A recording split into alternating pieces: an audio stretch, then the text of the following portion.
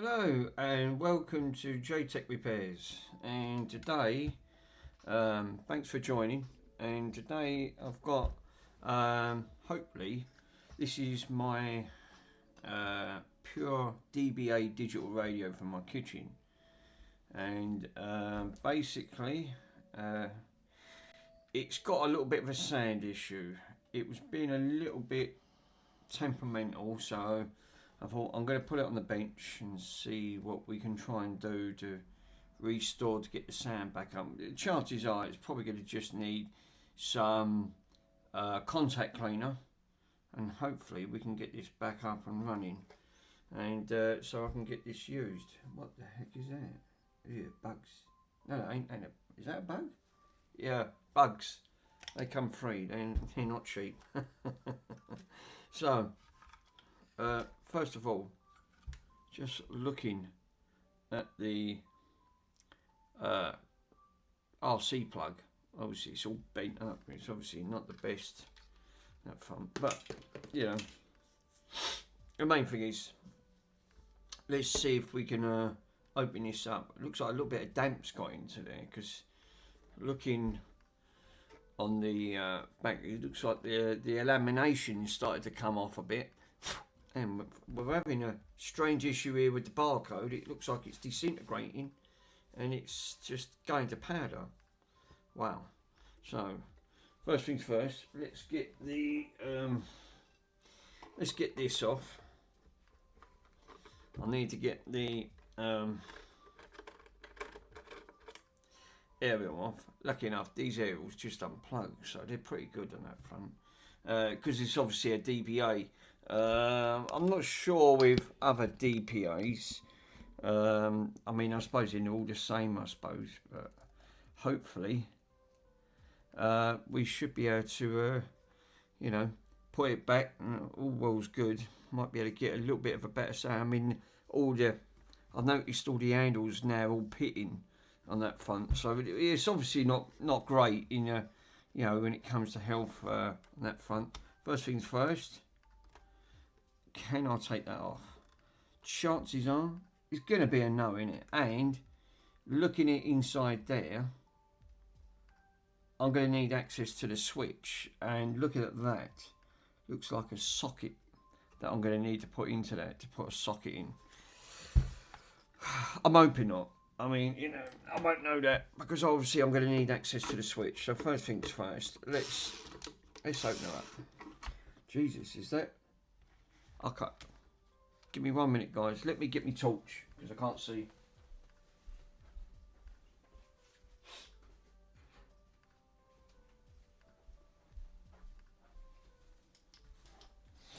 So, obviously, yeah, good. They look a little bit on the rusty side. So I'd say the chances are this has never been open on that front, and I need to charge me. Eco River torch up because it looks really low. They just about reached that, so it took the whole depth right up to about there to actually get them screws out. That's amazing.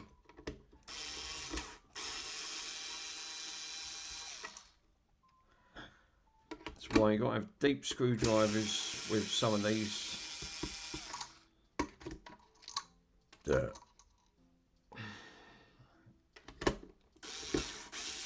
Hopefully we can get to the I'll need to get access to the actual pedometer itself so I can give it a good clean. Now I'm frightened to take these ones out, but if it won't come out, then the chances are I will have to take it off. I had an inkling I might have to take them out. So cool. Now, will she come out on her own? Probably not. Like I said, I've never took one of these apart. I assume that just looks, that's just a giant hole in it for remnants for the speaker, so it can sort of come out. But let's grab me spatula and see if we can give a slight pry and see if we can get somewhere. it drives me mad in the kitchen when I listen to me DBA, and obviously the sound goes very low, and then when I touch the volume, it goes up and then it comes back down again. So obviously, it's not ideal. Now that feels to me that is. It feels like, you know, it's being held in, and I don't like to pry because there's nothing to pry. Obviously, you're going to damage if you start really forcing it. One, you'll bend all your tools up, and you'll damage all of the thing, which is not really designed. It's supposed to really, you know, pull out, but sometimes they do get a little bit snug to try and get in, which it could just be the case. So probably are. If I go from the top, I think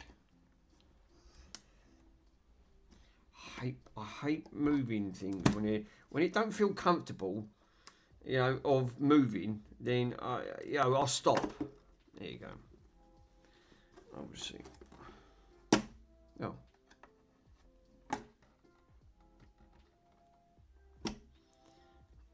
That to me still feels that it's being held in by something. Unless, no. So it, as I thought, just stuck. How you doing, my friends? Hey, thank you for joining.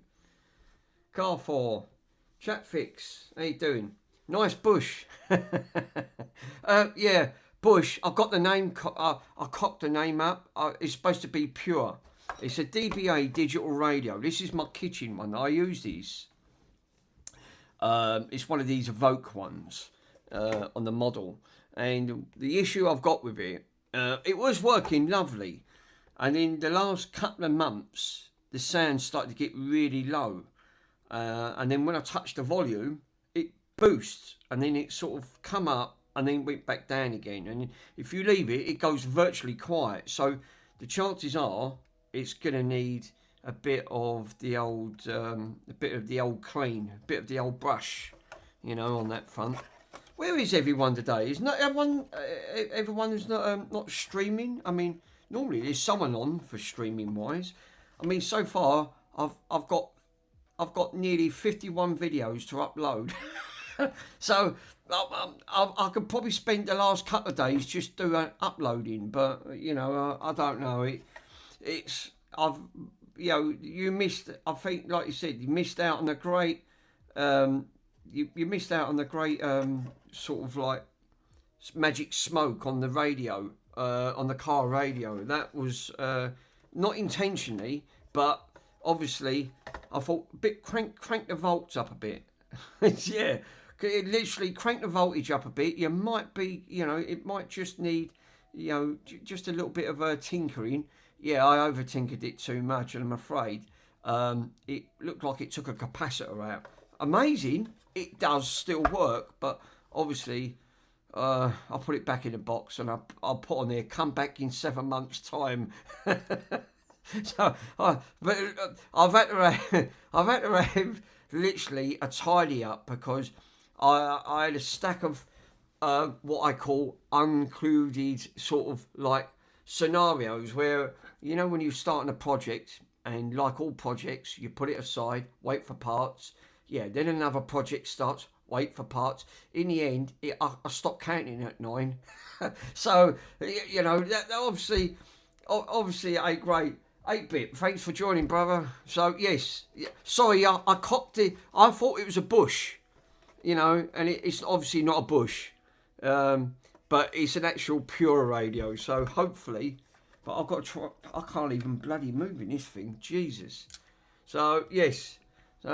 Absolutely fantastic for you guys joining. Much appreciated.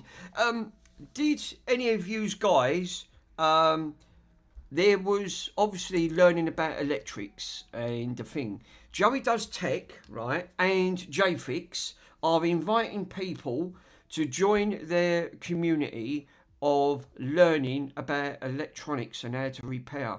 At the moment, it's a free subscription service. You have to be accepted into the community. I've been accepted. because I do a lot for charity at the end of the day. But I'm sure you guys will have no problems of joining. I can't see why not, because you've been the long-term members on that front, so which will be great. So if I was you, I'd pop onto the old Discord. JFix has put a link in the Discord if you want to join at the end of the day. And also, Joey Does Tech. If you go onto his website, there's a link in his, if you actually go to one of his videos, click on the link in the description, because he always leaves links in the description, and you'll see his page. It'll take you to his page. There's a link at the moment where it's free to join. Obviously, you have to pay for, I think it's the membership once you get to it. I haven't got to that bit yet, because I've only just been accepted. Obviously, and he wants to get many people in to learn about how to do micro soldering, which is, I need to learn micro soldering because it's one of the hardest things to do. Obviously, you need the tips to actually make sure that you've got correct soldering iron to actually do that work. But at the minute, it's free to join. I would recommend any of you guys, if you do want to actually, want to boost your skills and get a little bit better at learning electrics. Pico is one of them.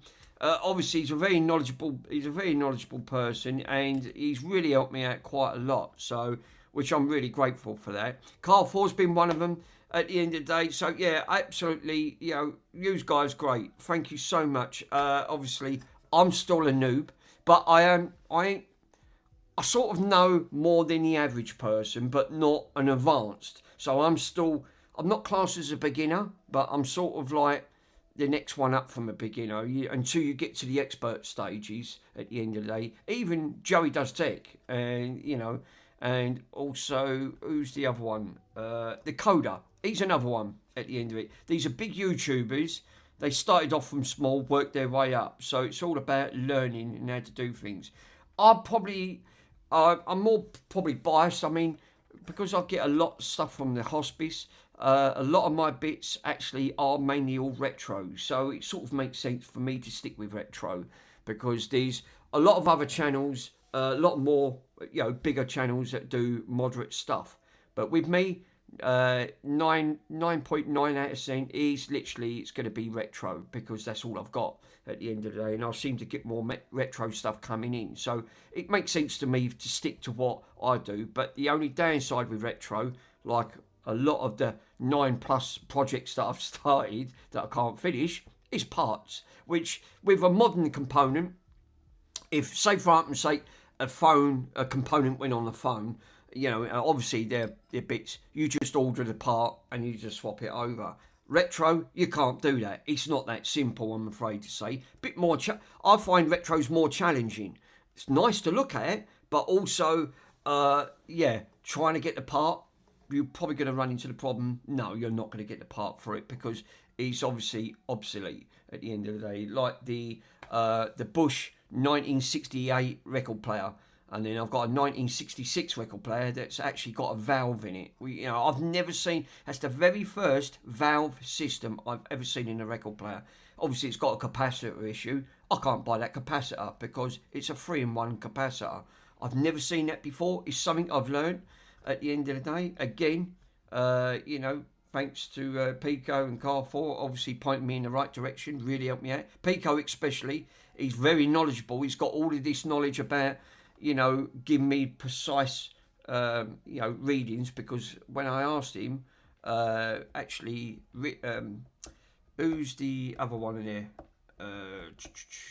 I forgot what, Rusty Russ popped in, and he said he's got an encyclopedia, and he's not kidding, he has got an encyclopedia, so he's pretty good on that front.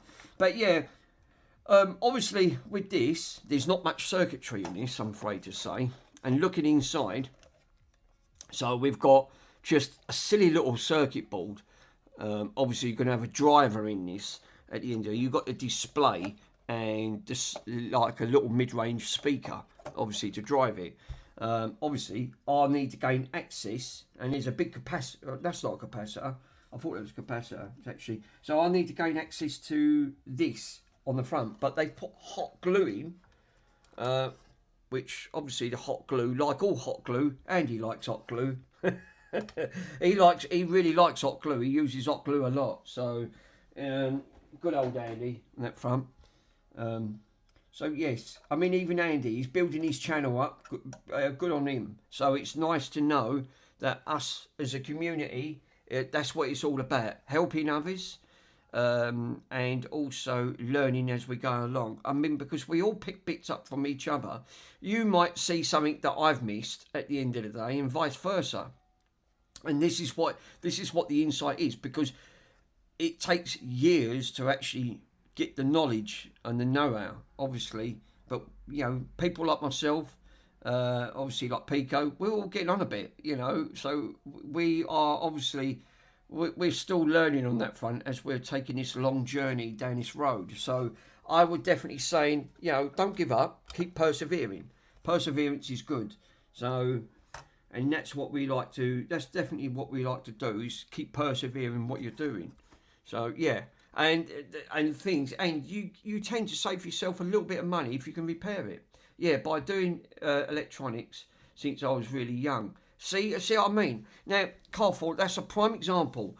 I don't know, obviously, you've been doing that since you was young. I done the same when I first learned to do coding and build computers at the end of the day. I think my first lesson, I was the age of 8. I had a little Fisher Price computer. It was a plastic one, but I used to take things apart, and I still do it today. I like to know how, it's like learning about industrial. You want to learn how it was built. You want to learn how to take components apart and put them back together, because it gives you a better insight if something went wrong. And we're doing exactly the same with electronics. So obviously, and that's how you get hooked. Yeah, I took apart so many things. All right, we're obviously, where you learn, you might not be able to put things back together, but you grow on that over time. Your confidence grows. You know where things go. You know, at the end of the day, one thing that I have learned about electrics, which a lot of people will probably tell you the same thing, you need patience, and you need a lot of it. Obviously, it's one of the hardest challenges that I've ever, and I've explained this into Joey Does Tech on one of the forums that I left a video for, and he come back and he said, you're 100% right. He said that, you know, obviously it's time consuming and you need to study. You know, it's like all studying, but you also need patience, and you do need a lot of it at the end of the day. Don't get frustrated because you can't do it. The best thing is, if you ever get in a situation like that, the best advice I can say is put it aside, start on something simpler, and then work your way up. Obviously, you know, don't just jump in straight at the top end, think, I'm going to do micro soldering. No, that's for an advanced. You need to have confidence and you need to practice, because that is one of the hardest things to do. Because like all of these boards, if you go too hot with temperature, you popcorn it, so you delaminate the board. 2, you can strip all the, like, you know, when J-Fix first, I remember J-Fix's first video, what did he do? He done the most difficult task at the lot, and I cringed when he done it, when he had his mate Steam Deck.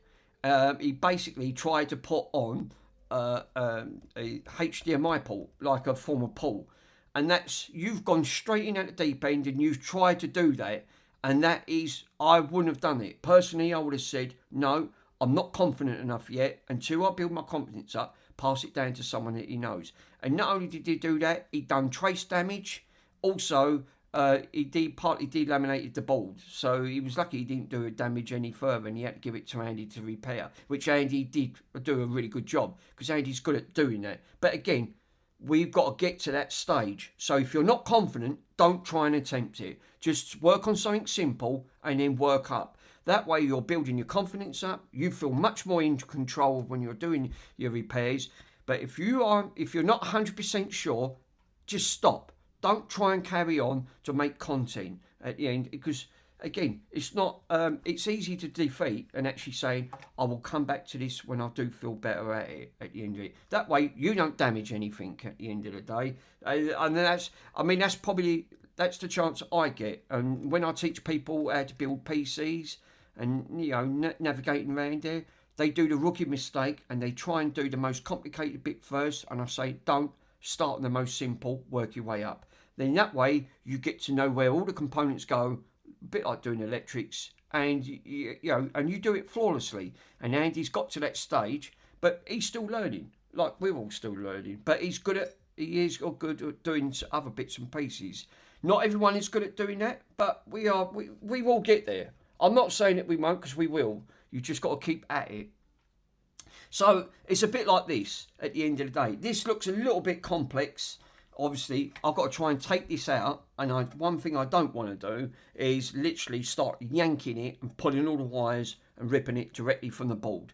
So I've got to now navigate carefully and literally not damage anything in the process.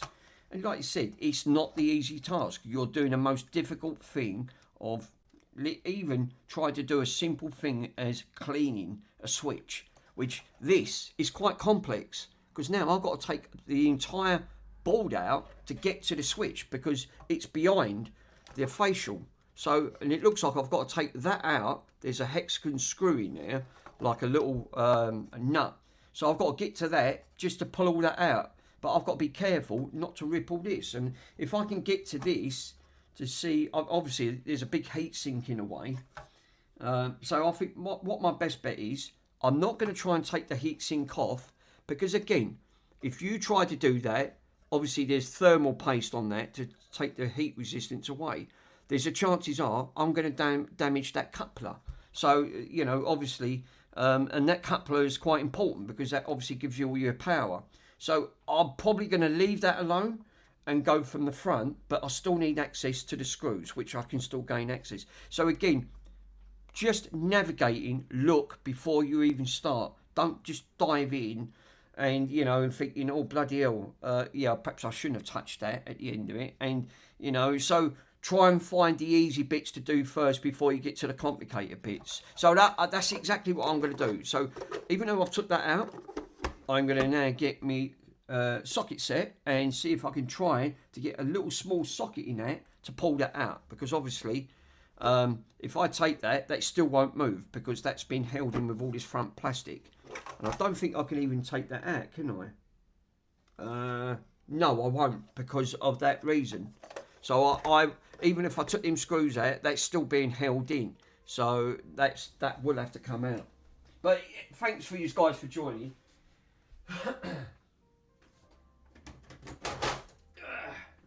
So, let me put this to one side. I've had to have a massive tidy up in here. Last night was a joke. I kept tripping over everything at the end of the day. Now, obviously, I've got me this. I bought this. I bought this of. Where did I get this? I think it was out of Lidl's or something. And basically, it's a fancy tool set, basically, and it's a triple tool set. So I've got everything in here. I've got a couple of these. Obviously, you know, these are great because you can take these on the go. So I've got spanners, there's pinchers, cutters, screwdrivers. Then lift it up. Obviously, I've got another lot underneath here. Spirit level. We've got hole punches, circlips, blades, and also got another lot. So there's about 4 lots of tools in here. Hopefully we might be able to have some. Oh, let's put that back. There's a little thing there to stop that from keep falling on there. So basically, now that won't fall. That'll just stay up. So which is cool. So yeah, that's what I'm going to try and do. Is now take the radio and see if I can find one of these sockets to slot straight over. Now this, I'm going to say that might be, this is a 10. Is this a 10? 10 mil.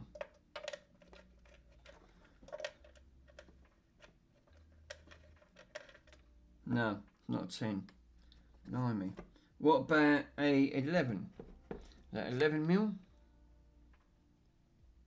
11 mil.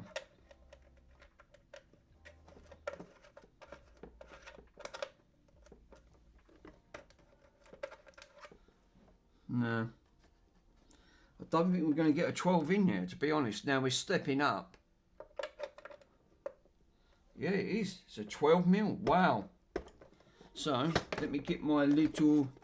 Say hello to my little friend. And it is literally a 12 mil socket. Right, a little 12 mil socket. Just to take that out. Now, there's no way you'd get a pair of pliers in there to try and clamp that round. So, again, just for the sake of science, you just got to be so careful of taking these off. So this is where you do need the tools. Is that off? Let me grab my little pinchers. We are. She's off. That is the most, I would say, the difficulty level to try and get that out is like a 10 plus. It's really tight in here.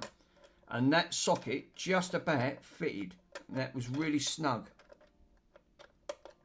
And I've still got to get that out without damaging. So what I'll do, let me put that back for a minute, right? So what I'm going to do is just lay that down. This weighs, it's got to be about nearly 20 kilo. It's absolutely incredibly heavy. It's really heavy. There's 4 lots of tools in there, so I suppose it would do. It will weight it down at the end of it. But the main thing is, I've left the obviously that's the screw, that's the part. So if anyone wants to know, it's an actual, if you ever take one of these apart, you need a 12 mil basically, and you need a thin one, like a little small one. So yeah, and we're off. So we've got, obviously we've got that actually is small, so we need so obviously there's no way on God's green earth you're going to get that out with a pair of thin nose pliers with a pair of these. It's just not going to happen. You will not get up to grip that. I mean, even with a socket, you can actually see with a socket that's tight.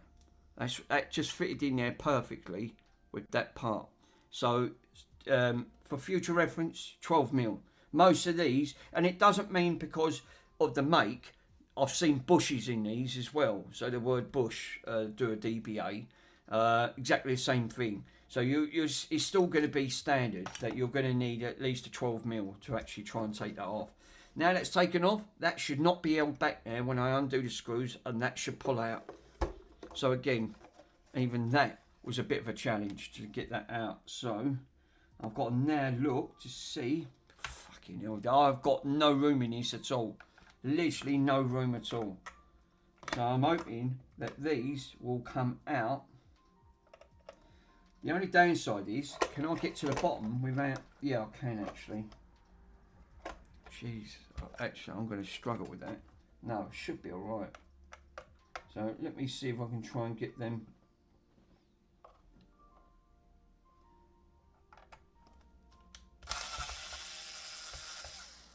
Be careful when you use these guys, because obviously this one, this Bosch, Bosch, I've got bloody Bosch on the brain. This 3.6 volt. This is a 235.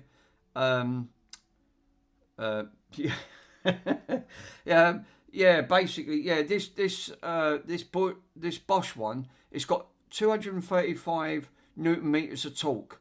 That's quite a lot for a small little punch. And the trouble is, there's no torque settings on there. It's pre-torqued, so it's one setting. The only downside is, when you're doing that, you can actually, not only, if you try and screw that with one of these all the way down, you're going to crack the board. So I don't like using these, because on that front, unless you feel confident enough. I mean, obviously I've got a Ryobi, a cheap one. This one's beaten up, and I've used it for my shed, when I built my shed. This one's got torque settings, so basically I can torque it up at the end of it. But what I normally do is get it down so far, and then just stop, and then do it up by hand, because that way I know when you're doing it by hand, you've got the right torque settings. But yeah, don't try and... it's all right for undoing them. just not for tightening them up. I just, you know, you don't want to crack the board, because then you're really, now you've got to try and do damage repairs. That is not even budging, so that's going to have to be done by hand on that one. I can't even get in there. It's the level of actually trying to get in there is really difficult. No, right, stop. That's what I'm doing. I'm going to stop and literally let's grab a screwdriver.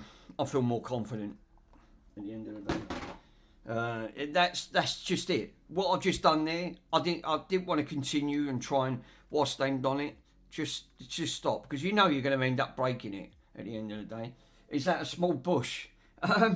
Well, the trouble is, it's a very small bush on that front. So yeah, hopefully it's but the bush is, yeah, look, see, that went straight in. See what I mean? This is what really does it with me. It's like, you know, don't carry on and try and, you know, use one of them bloody guns. They could actually cause more trouble than anything else. And since now I've got this DJI microphone that I picked up yesterday, I've done an unboxing of it. What a difference. 10.5, 11.5 hours. Fantastic. And it sounds so much better. I listened back to it while I was at work. And yeah, it looks really, really cool. This, I'll tell you what, this is right tucked in. I'll tell you the issue I'm going to have is getting this back in. And I'm going to have problems getting this back in, trying to guide it. Grass puddle. Oh, squish. Is squishy in? No, Carrefour. No. Grass puddle. Oh, how you doing, buddy? Oh, I'm glad everyone's in. It's nice to see everyone. See, like, you know, feels like family, doesn't it? You know, you pop in and say hello at the end of the day. And that's what we like. So, hopefully, this fucking, do you know what? One of my, I've got another, I've got a really nice gaming chair, right? The Hospice. I've got to look at it. Obviously, there's some bits missing of this gaming chair, and it's a proper gaming rig. Retail price on this is £250. It's not any cheap. It's a really good. It's got Alcantara. Is it Alcantara? I'm no good with names. It's Alcantara, sort of like interior, like a seat, and you can port. It's universal. You can use it for PlayStation 4, Xbox 360, PS3, anything with a steering wheel and gear sticks, and also throttle response.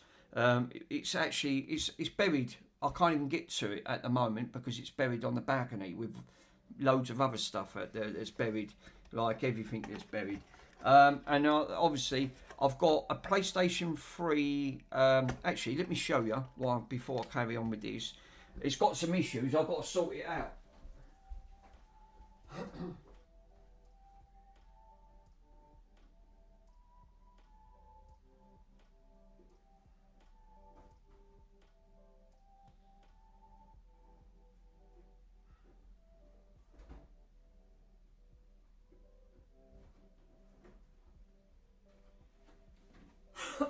So what it is, I've got one of these. Right, let me put this to one side for a minute. I'll show you guys in it. So this come in what the Hospice give us. It's called a Speedster 3, and it's for the PlayStation 2, the PS1, and the PlayStation. So it's on 3 consoles, but it's all in bits. Someone's took this apart.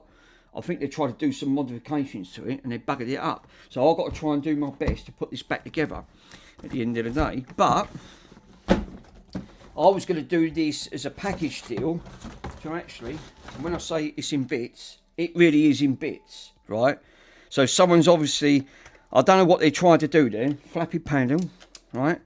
They've put bits of wood and I've got to try and put all this back. Obviously they've pulled traces off from the pot. At the end of the day, obviously there's the wires for the pot, so I've got to put this back on, take these wood out. Lucky enough they've not cut nothing, but they have obviously pulled the pots off for the steering, because that's what it does. So it pulls on the springs, basically. I've got the pedals, and we have, so it has to go back into this. So, but obviously, this is obviously not for the faint-hearted, and I've got to do my best to try and get it back. I can't see why it's not. It shouldn't work, but obviously I've got to put it back into all of this casing at the end of the day. So, which is going to be a challenge. Obviously, this is hollow. There's nothing in this. It all goes into that at the end of the day. And again, lost all the screws. So, obviously, I've got a pot of screws, and I will go through it. And what I was going to do with this was, I think the aspect that I wanted to do is set up the gaming chair after I sorted out, cut the bolts. I might have to do a little bit of modification to the chair because there's some bits missing off it. It's a lovely chair. Obviously, rig this to the chair with one of the consoles and put it up for sale for eBay for the Hospice. So actually more money. So and it should fetch good money. So hopefully, because like all monies, all the monies go to all of the different charities that I donate to. So which would be fantastic.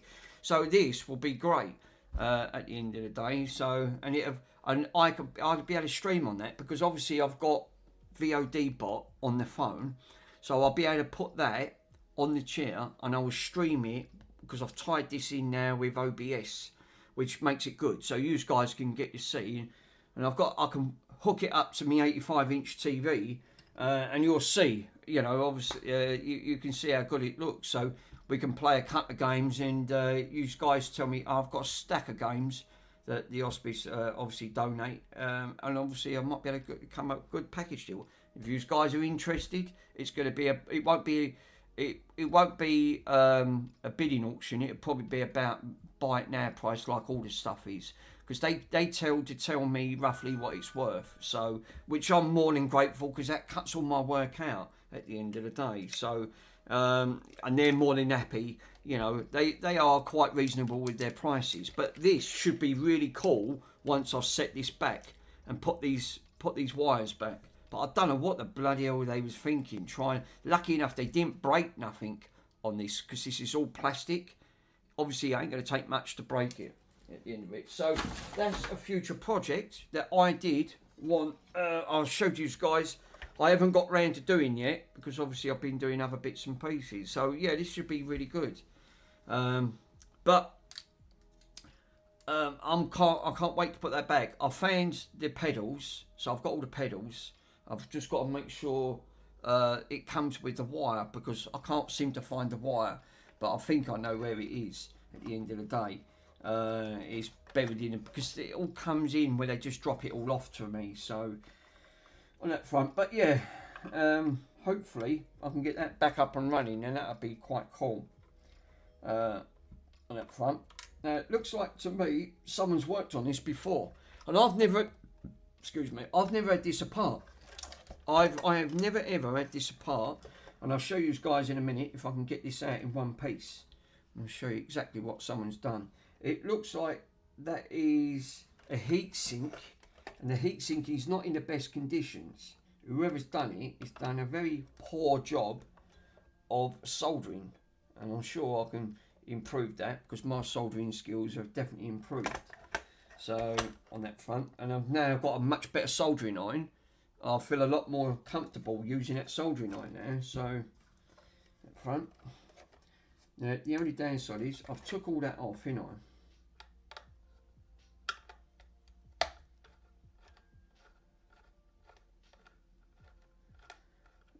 Something just tells me this is not going to go.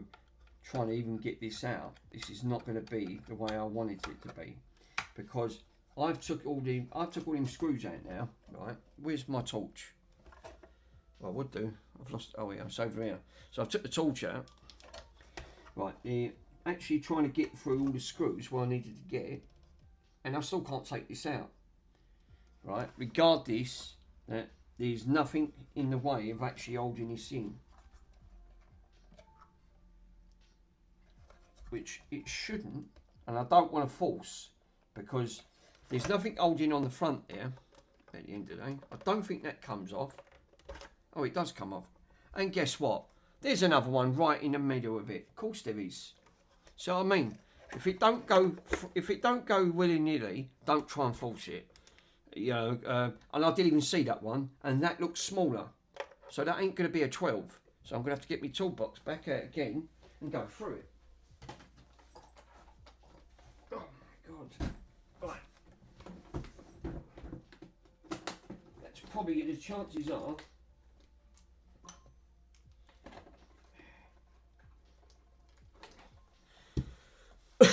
right. So that's obviously a 12. I didn't even see that. It didn't want to, when I tried to move it, it didn't want to go. So I thought, don't force it, just don't. Because I know what'll happen, I'll break it, and then that'll be game over. So I'm going to try a 10. Now the other one was a 12. Will a 10 fit that? That's a 10 mil. Yep, it's a 10 mil. Yeah, there you go. I just don't know one was going to be a 10 and the other one's going to be a 12.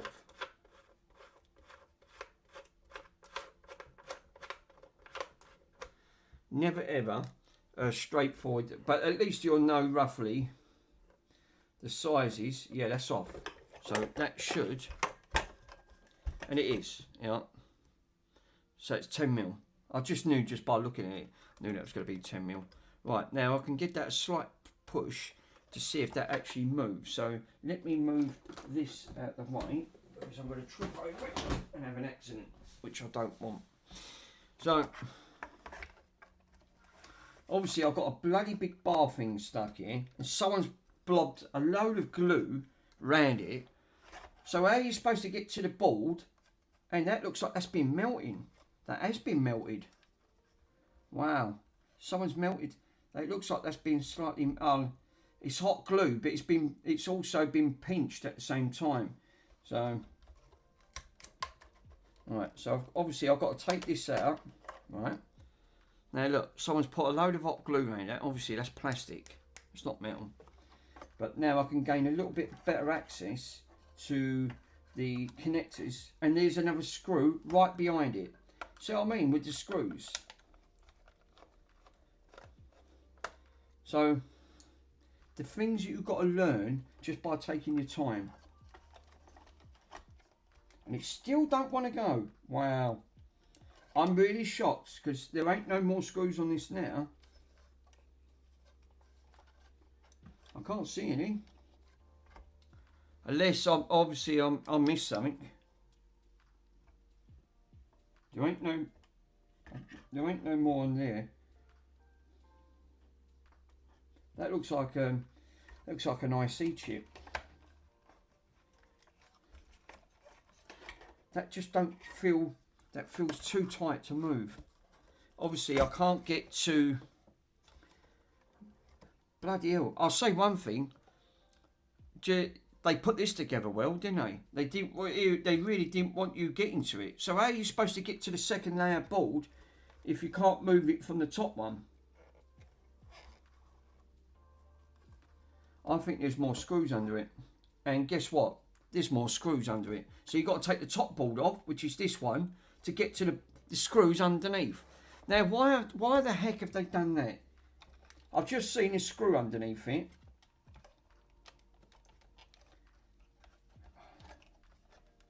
That is the most stupidest thing I've ever seen in my life.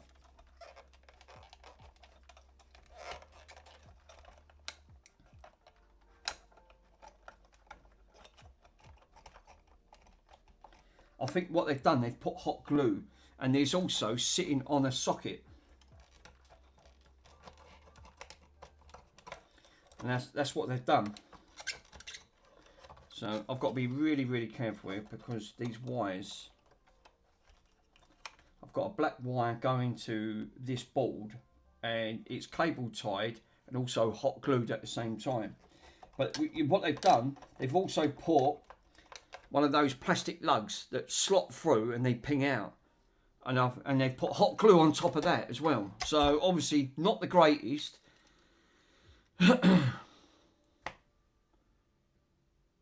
How you doing, my friend? I didn't even. Oh, thank you for joining. Much appreciated. Yeah, this is my Bush. Not. I keep bloody saying Bush because Bush done one of these. It's made by Pure. At the end of the day, but it's the same thing. At the end of it. So I've got to try and get this out without not breaking the corner. I might need my little pinchers.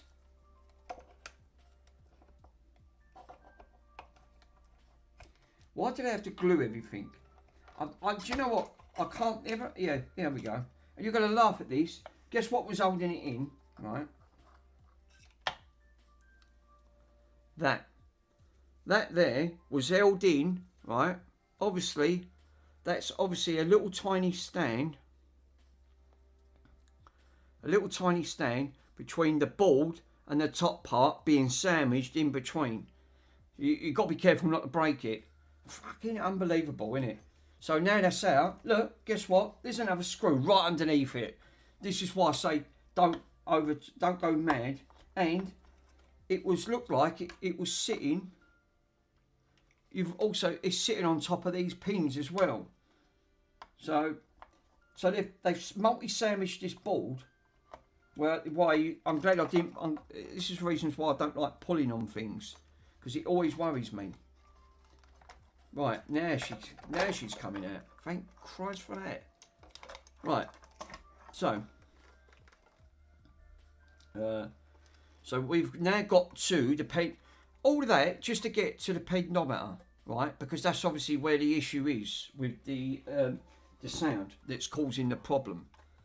Obviously, there ain't nothing on the capacitors on here. It's just sound related on here. I reckon it's just crud and it's corrosion over time, and obviously, but just to get to that, obviously you've got your sandwich between two boards.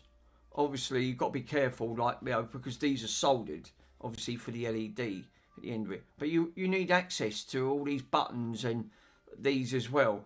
And it's obviously, this one's obviously being the sound and turning it off at the end of it. And it's made out of plastic. That one's made out of metal, that's out of plastic. So, unbelievable. So, yes, trying to sort that out. Yeah, not the easiest of things. But I'm glad I've got this DJI microphone, because it does definitely sound a lot better. And I am quite grateful on the sound now, and I ain't got to worry about them other cheap TikTok bloody microphones. The only issue I'm having at the moment is this 4K camera that I ordered from Argos, that I seem to be having a bit of a problem, because as soon as I move it, it seems to knock itself out or freeze at the end of it. So, not ideal, but I ain't got no other camera. Obviously, I don't want to use webcams. I'm using a webcam to face me, but I don't want to use one overhanging. It was only coming at 720, obviously, on this front. So, obviously, this is even though that is a webcam, but it's much better. It's a much better quality, but it's obviously not without its problems. Now, this is WD Specialist. This is bloody dear. It's about bloody £7 in the UK. It's about £7.5 to £8 a can. But again, contact cleaner. Fantastic stuff. At the end of the day. Now that feels a lot better now. Now that was really stiff a minute ago. Now that's a lot easier to get in. I think that is solved the problem. But I'm going to plug her in, obviously. And obviously I won't have to worry about transformer, because the transformer's in the plug. Yeah, I never laughed so much when you're speaking naturally. Shall we say yesterday? The mic was working perfectly. Yes, definitely. And did you see the magic smoke that come out that radio? It absolutely choked me out. It really choked me out. There was so much smoke. Then capacitors, right? Literally, the entire machine blew up on just on one capacitor at the end of the day. Yeah, not ideal. Cranking it all the way up to 5 amps probably weren't ideal to put into a radio at the end of the day. Obviously, I've damaged one of the capacitors. I'm just amazed it still works. But fuck me, I've now melted the wire in the process. So obviously, but that was really stiff earlier on, right? This is the selector. I'm going to squirt a little bit down in the selector, but this was the sound, and it was really, really stiff when I turned it. Now it's really free, so I'm glad. I'm going to give it another blast, and I'm going to do the one next to it. I know the next one don't need it, but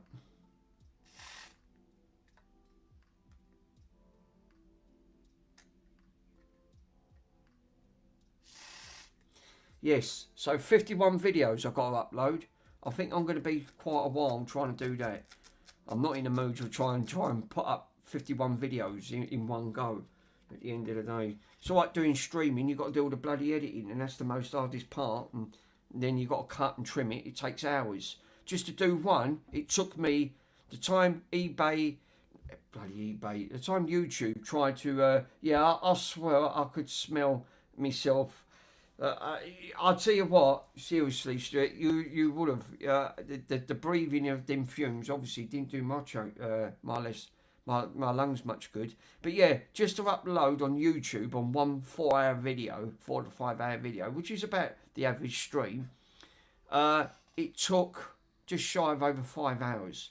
You know, obviously you've got to cut and edit it, and then find, you know, it's like putting a description, and you know, I mean, it's some people obviously you can use AI to your advantage, but you know it does, which really does help. But when it comes to the processing, cut and editing, and then to upload it, 4 to 5 hours. That's how long it takes just on one, and I've got 51 to do. So yeah, that's obviously not going to be. I'm probably going to be. I could probably be sitting here for the next 2-3 weeks, try to do 51 video uploads at that front, you know, and I just thought, oh, do you know what, turn it off, do it another day. Bit like these projects, wait for the parts and then come back to it another day and that front. So yeah, not ideal, definitely not ideal. Now I've obviously got to plug this back in, right? So I've got to put this back into the board. And where's the adapter? So there's not going to be any high voltage in this, because obviously this is the transformer for the for this radio. So this is 12 volts at 2 amps at the end of the day. So I hope I don't get no magic smoke out of this. I've had enough magic smoke for one day, I tell you. Mind you, you're saying that Andy's had his fair share as well. So yeah, he ain't had much cop. Oh, I've got to put all this blood. I've got to sandwich this back on, because otherwise it won't work. I forgot, because you've got to put. We've got to sandwich all this back onto the board. For crying out loud! Who thinks putting all of these right on top was a great idea?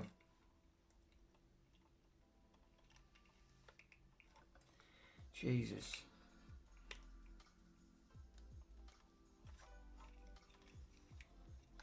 No, this is what I'm saying about the difficulty levels. I'm running into an headache straight away. Does it go that way? Oh, hold up, drop my glasses. Okay, and then I won't see nothing. So I think did it go this way? I can't remember. No, it would have gone this way, wouldn't it? Yeah, because it would have gone that way in the board. Obviously, it was stuck out, because the screw was underneath there. It was hiding. So, or was it? No, I don't think it was. Do you know what? I didn't take much notice. Again, check orientation of the board things on that. Because obviously, the screw that I had to get to was here. Was hiding underneath this one. And I'm bending pins up already, which is not great. Just knock that in. I've just put that into play.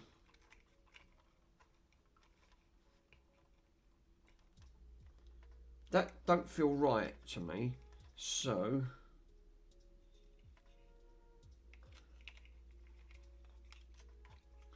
all I know for a fact is it covered it up.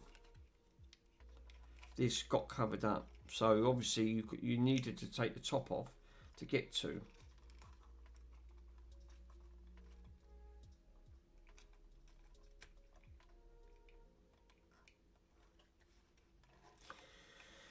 Oh my god, what's the chances are on level difficulty to try and put this back? Do you know what? Just for a brief second, right? Let me put this back in, because that is spinning a lot freely, right? This was really stiff, and it is nice and free now, right? It's not stiff anymore. So I think what I'm going to do is put this back in and put this back onto the board. I think that might be my best bet on that front. And then I can guide it from there. Then I'll know exactly which way this goes round.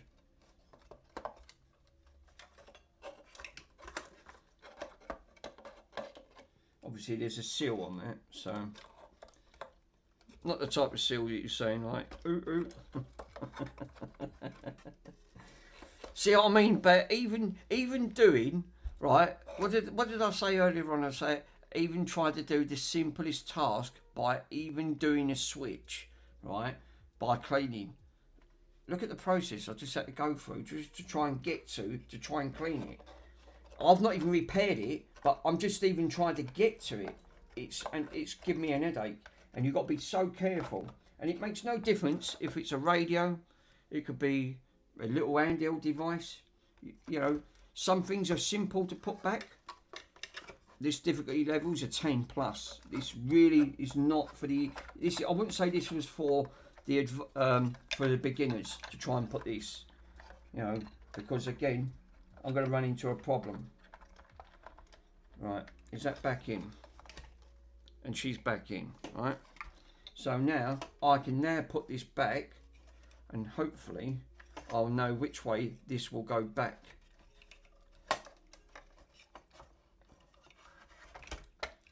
So I've got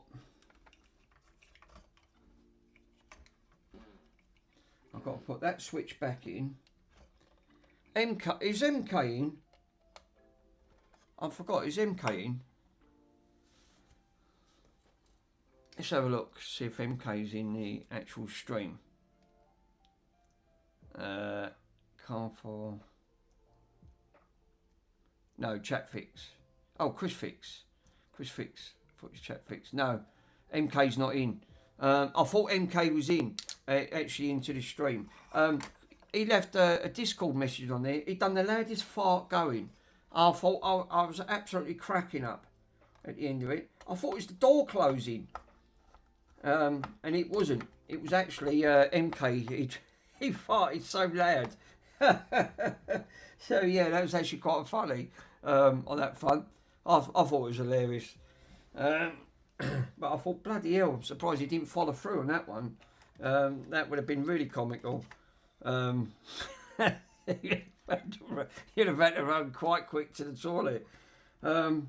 So where I've took this off, obviously it must be, it has to go back this way, because there weren't another way for that to go back. But then it couldn't go that way. So now I've still got it wrong. Bloody Nora, how the heck is that not gone? Right, hold up. This has got to go from the... Right, so straight away, right? There's me trying to pull it in this way, right? And it don't. This is at the top because of the wire, right? It has to go through them little holes on the back side. Really? And then it sits flush. Jesus. They have really not made that easy. Yeah, that does make sense now. And it covered that one up. So I've obviously got to take that one out as well. So I've got to put another one of them screws back in on this side. Jesus. With that, try not to bend that up.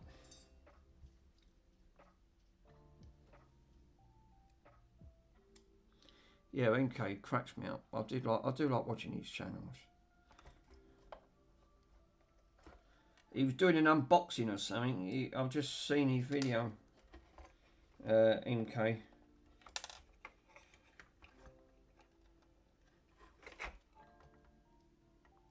But we've got a couple of new YouTubers coming in and actually giving it a go.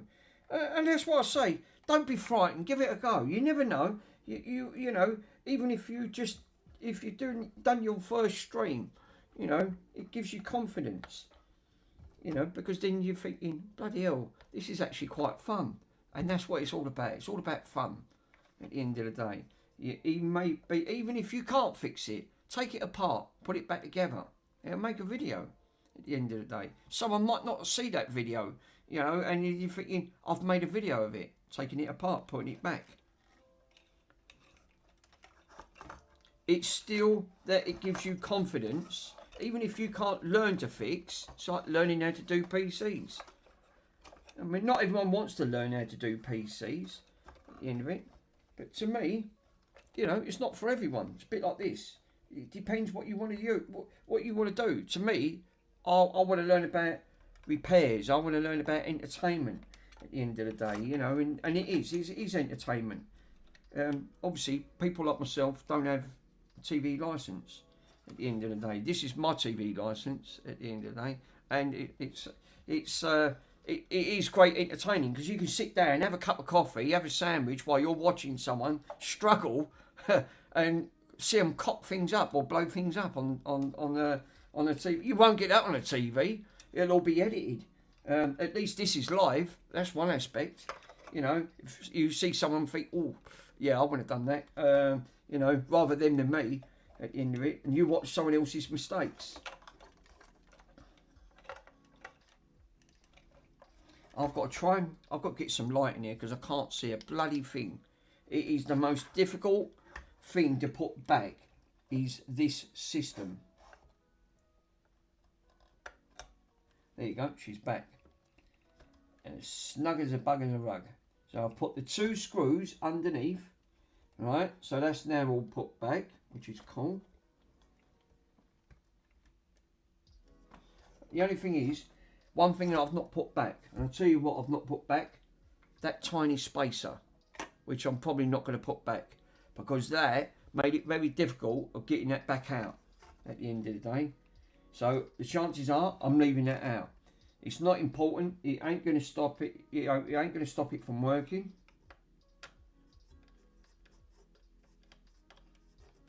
And now we can put, that was the issue that I was having, right? Was getting that board,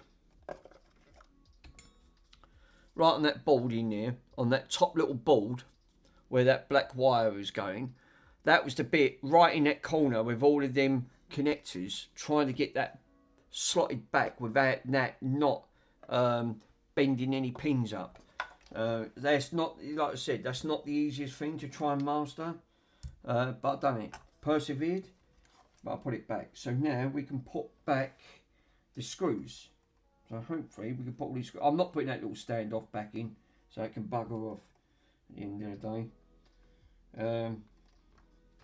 So hopefully, and then I can put the audio cable back in.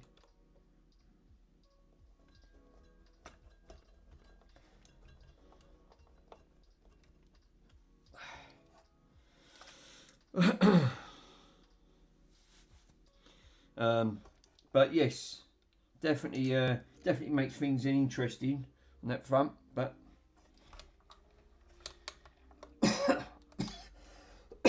I can still smell that bloody I can still smell that capacitor burning, and I've put that in the bedroom. I'm sure I've still got remnants in that in my chest. Yeah, I think I breathed in enough capacitor dust to last me a lifetime, I think. So I mean, with screwdrivers, you can go so far, then you know when to stop. You can't do that with them. Even if you knew to get the schematics, they wouldn't even tell you the torque setting that should be at. It's not like a car, you know. If a bolt has to be 30 or 40 newton meters of torque, it will tell you in the manual. You know, obviously they're not telling you in the schematics, don't use electronic screwdrivers. It's just done for quickness and convenience at the end of it.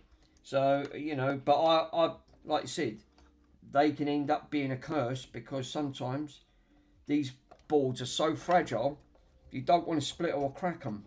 The ones that I tend to find that are more difficult are the ones that I've got over there, which are the very early computers, so Spectrums, Commodores, Megas, and they are really ultra thin.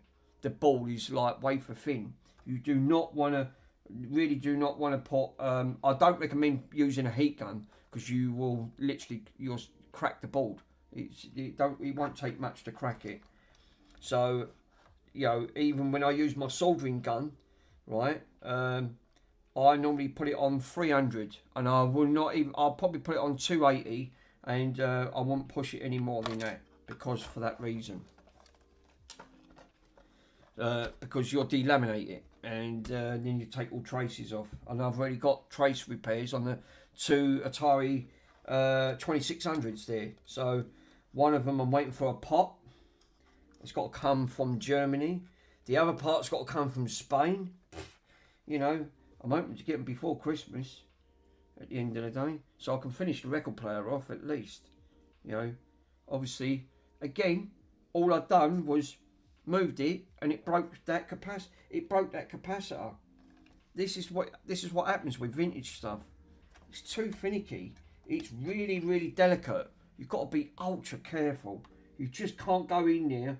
Even if you think that you're being careful, it don't take much to knock a component off or damage something.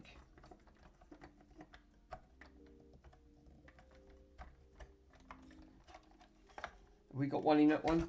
We got one more to put in. One more. And obviously I have to be really careful there not to take nothing out.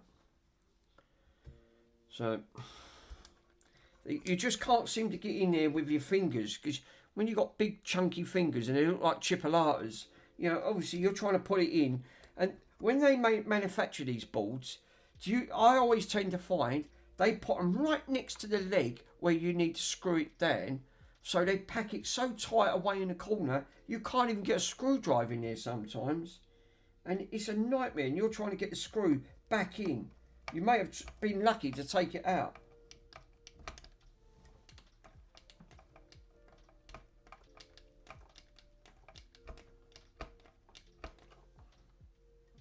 That's not screwing all the way down. I don't like forcing it because I know what's going to happen.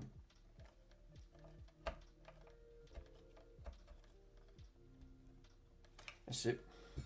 I'm going to stop there because I know what's going to happen. Yeah, go, and then that's it. Game over. Right. So, put this back on the board. Right.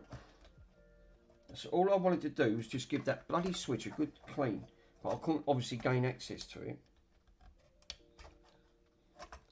Again, these are tight. They have not given no room, right? They have not given no room for error on that. You'd think they'd stretch the lead out so you've got more room to think. No, no, and yet they manufactured it like this, which is unbelievable.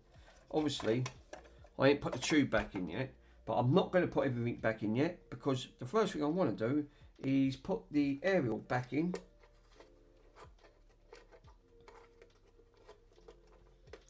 Even the aerials it was pitting.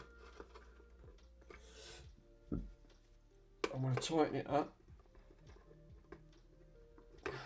That's it. You've only got to nip it. You ain't got to go mad. At the end of the day, it's all you got to do. You just don't want to go mad when you do it. Fuck me, I nearly poked my eye out. Jesus. yeah, don't point it. Kids, don't copy me. Obviously, I'm not a trained professional. I nearly took my eye out in the process at the end of the day, which is not ideal. So, main thing is, oh, fuck. That's it. Knock everything else over. Right. Have we got power? We got power. Is tuning. Station not available. Absolute 80s. Auto tune. It's auto tuning and see what we can pick up. That switch feels a lot better. It was really, really stiff before. It's lovely and free. So all it really wanted was a little bit of WD contact cleaner. You know, obviously it's never had it done. So it was original. So I just left it. When it came in the hospice, I paid £5 for this. And I said, oh, that'd be all right for my kitchen. She said, yeah, it all passed pack testing. It's all fine. So we've got no issues. We can sell it to you. Obviously, over time, it's been in the kitchen for the last 3 years. I noticed the sand was drifting.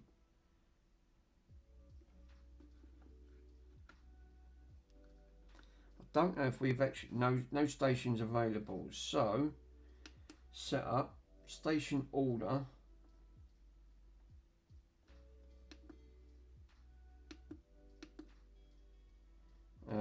Display.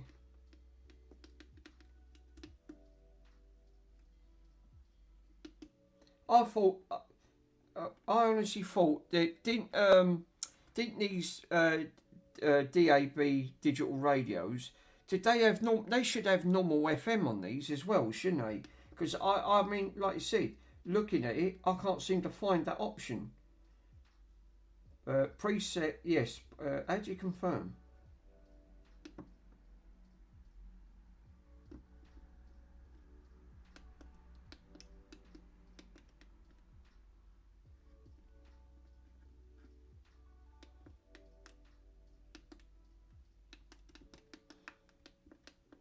There's no other bloody buttons to press. Press to tune, press to oh, right. Oh, there you go. So you've got to press it in. So one of these other buttons, obviously, you've got to press to confirm it. Fucking hell, God, why did they do that? Now tuning. Oh, we got something. Obviously. Lovely. Now that wasn't doing that before. So it looks, well, it's an Indian channel. Let's turn it down, just in case someone's actually put that on there. Radio 4. Hey, Mum. You are here? Who are you talking to? So we can have a bit of that because it's not music, so I won't get done for copyright. You are who you say you are. Madam, I am from Sanglo Bank. We need to move swiftly to resolve the situation before your account is breached further. To me, Actually, I'd like to check by calling the bank directly. that's not crackling. It was crackling before. It's not doing it now. I'll find it. Madam, please call the bank So immediately. I would definitely say that to me is a fix. Not the easiest to try and do to take that back. So we can now unplug. And that should last another couple of years before I do that again. Unless something else goes on the board. And then, hopefully by then, I'll have a bit more knowledge of trying to understand about electric. So if it does, you know, I can then fault find it and go through. So what we can do now is I can put all this hot glue back. And that tubing, which it is, it's all underneath there. So we put that in. And it's doing its job by all means. So I could definitely say winner chicken dinner. So another little, I wouldn't say that's an easy fix because it wasn't the easiest thing to put back. Obviously trying to take that out. So now I can use the gun and just do it ever so light like that. So what I tend to do, because this has not got no torque settings, what I tend to do is use the weight of the gun, right? If you ever get guns like this with no torque settings, just hold it, right, from the top and let the gun weight pull it down. And when it gets to the end, it spins itself round with your hand. So you know that you've then got it the right torqueness, because this is no torque settings. And look, it's done that perfectly. Look, see? It's about the right torque that I would have given that. And that's how I know that's got the right torque. But I wouldn't recommend doing it not on the board itself, because obviously you crack that board and that's it. You've got to try and repair that, and that's not going to be easy to do. So on that front, so I can put that one up. That one can go in here. That one and that one. Same thing again. See, snaps round. That's exactly what that's how I end up doing it. Oh, that's there. Cool. That one's done. That's done. And have we got that one done? No. That's it, done. Now, obviously, I can now put all these back. So the only thing I left out was that little standoff, which I weren't going to put that back because that was a nightmare to try and get off on that front. So obviously I've got to put the big one on first. Obviously that was the small one. Small one goes on there. So we've got a big one. We've got a big one and a little small one. Oh, I nearly had none. Yeah, like I said, kids don't copy me. I'm not a trainer. I'm not a professional at this front. Look at Bonson. Oh, I've nicked. He's waiting for his chair. Don't start, Bonson. Oh, he's a right mischief maker. He's always up to no good. God, I tell you what, that didn't feel right. It should not be that stiff.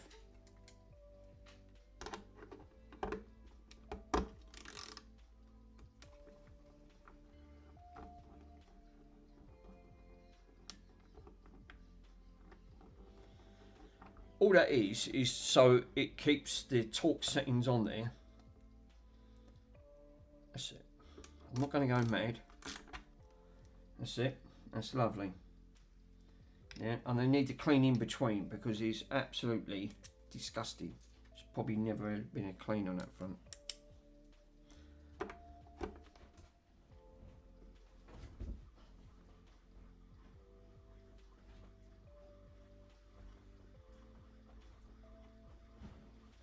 That's obviously not gripping out, is it? I mean, that one did. This one's not. Now, why is that? And that's just the right torque setting on it, but it's not gripping it for some reason.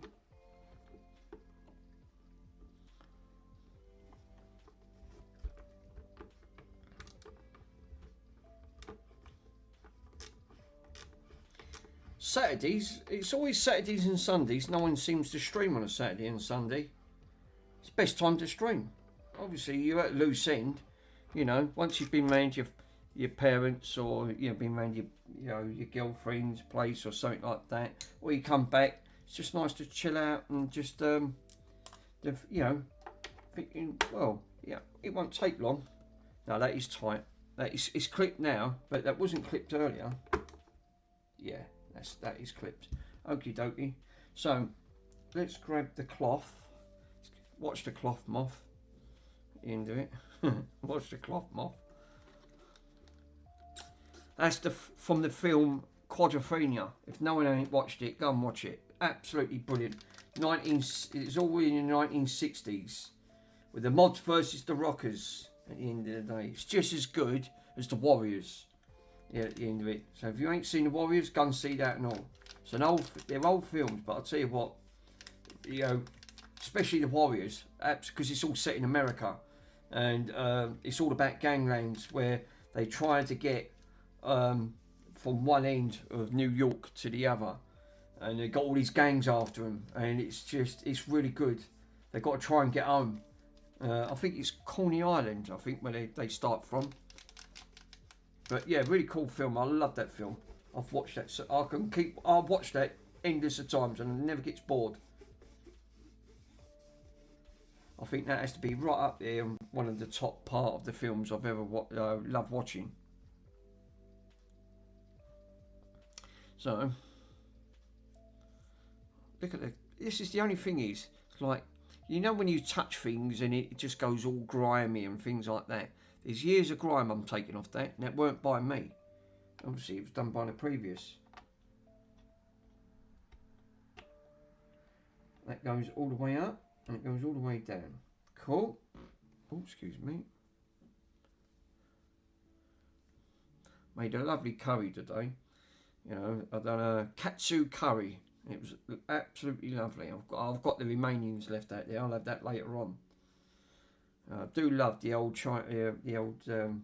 with the, especially with them Japanese sort of. The Japanese have fantastic curries and dishes, and I'm a big partial fan to the Japanese stuff. At the end of it, if you ain't had it before, go and try it. You'll love it. So we've got that. Should be now. Should, well, you said the word should be done. So plug her in.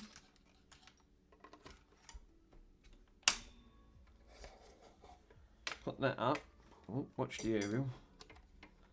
We should have. That's beautiful. Legal action has been averted. Thank you for your time and prompt payment, sir. Have a great day. That's really good. No crackling. Give it a wiggle test. What? Call him back in 5. Say the payment didn't go through. Scammer. This isn't enough. Double down. This is Radio 4. It's called Scammer. They have what it is. They have different programs on there. I've listened to a couple and they're actually quite good. They put on a play of all about different scenarios. Today's episode's all about scamming. At the end of the day, so yeah. Listen to he's going on for about an hour. Actually quite good. So Others you've scammed. Not their life savings. She's old, alone. Where will she take it all? Not for us to decide. but I would say that's a winner because one, I'll give it the wiggle test. It's not wiggling. It's not crackling. Do the old buddy a favour. And if I keep it there, it stays at that sound. So all that really needed is just a really little bit of the old fast drying contact cleaner. I wouldn't use IPA. Obviously, that just cleans flux and things like that.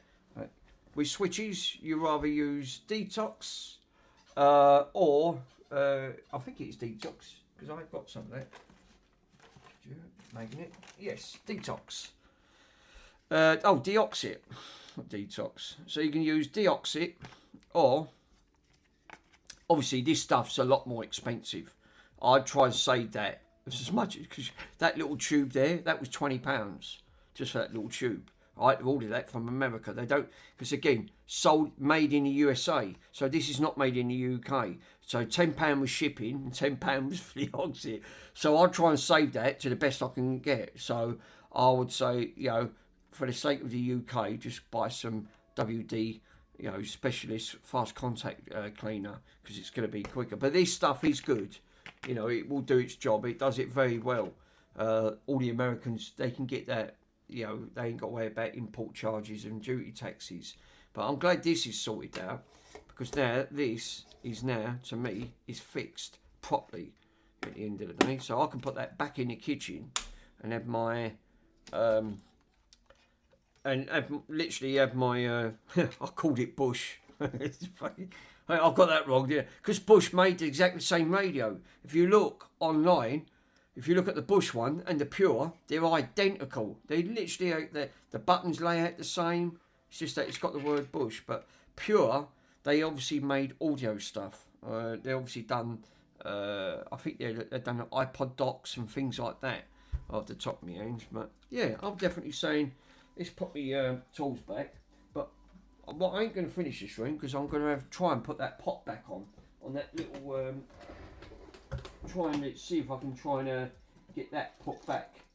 But I've got to find. Obviously, I've got to find the wire because I ain't got a clue where the wire is on that front. But without these sockets, there's no way I would have got that off, and then I would have been again.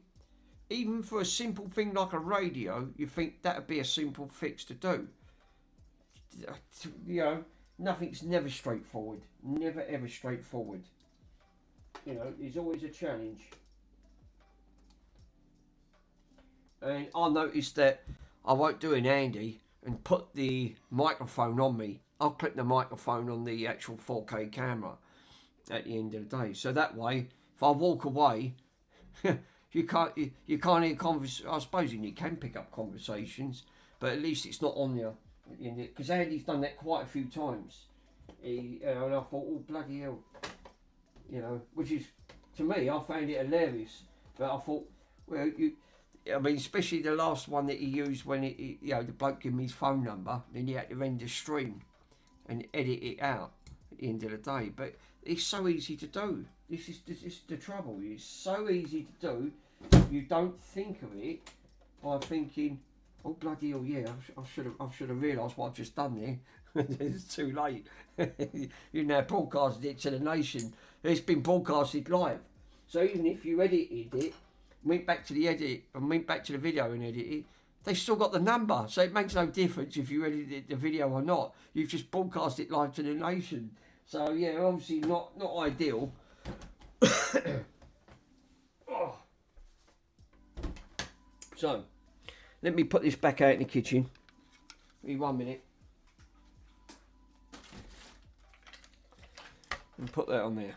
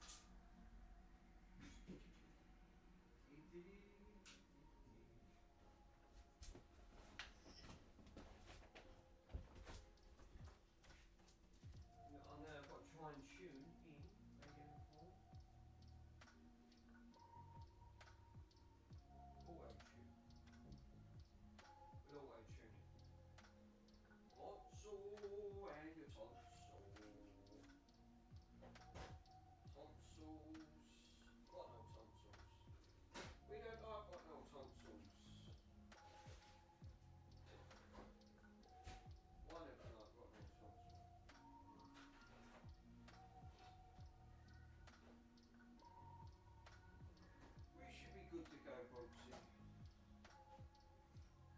We've got 71 channels tuned in so far. Hopefully, we can put it 93.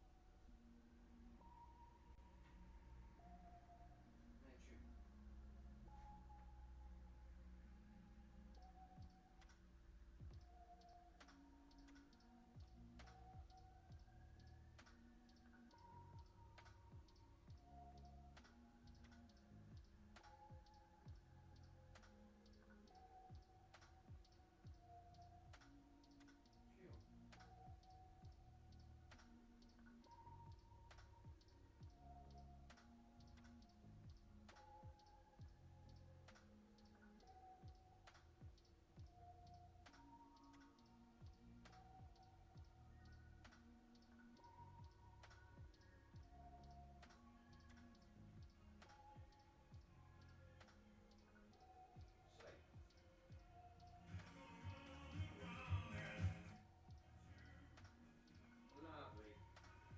Lovely little fix. Who don't love a bit of the 80s? Just retuned it all back in and put Absolute 80s back on, which is one of my all-time favourite channels, which I absolutely love. That front. No Bronson, you can leave the sandwiches alone now. Obviously, you had half of my curry earlier. Yeah, little git. Yeah, not always. There's always not for Bonzi. That right little Bonzi.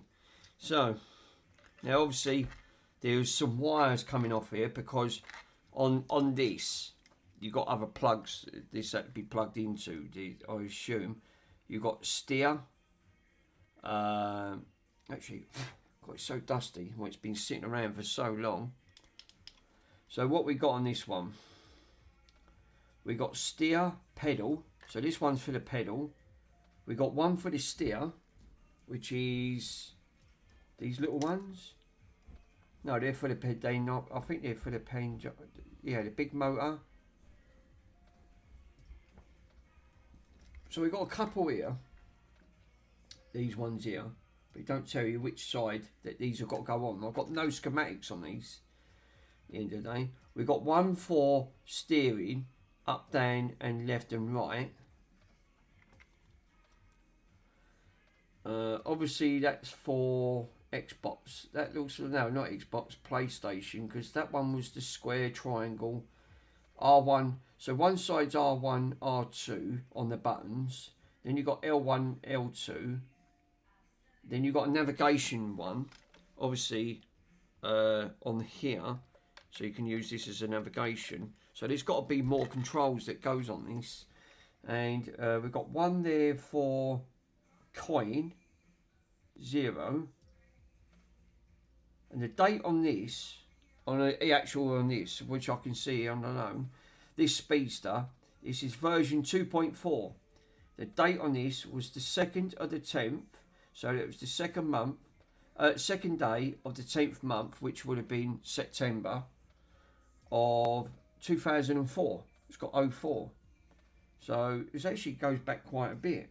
So you've got heart, we got tuning mode, select start, horn, and obviously, but yeah, I've got to find the rest of the wires. So the one that it's got on there, that I've got to put the wires back on, right? Obviously that must be the steer, which is this one here, which is this one that I'm pointing right up in the corner next to this light, yeah, where this goes next to it. But obviously I won't know where these wires come off, because again they've been snapped, completely snapped. Well, they've made that a bit easier for me, because I've got one there that's got a little bit of black, and I assume the middle one is the yellow. Yeah, so the yellow is the middle, and we need a heat shrink, so we need to put these on heat. Oh, well, put it a lie, the red's broken all. So right, so we'll make that easier, right? We'll put that back on. So obviously black goes on the corner, the yellow goes in the centre. So yeah, it's come back off again, obviously, the wire. So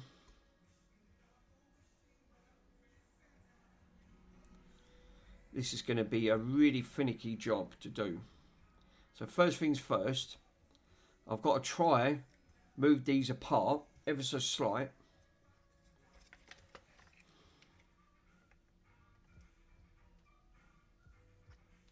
Because these I don't want these touching. They have to be separated.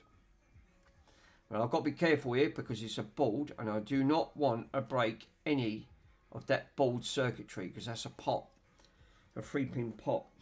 Obviously that turns it, that gives it steer. I suppose you can buy these, because you can buy pots, so it's not as if you can't buy a pot. You can easily get one. So everyone gone. Looks like everyone's buggered off.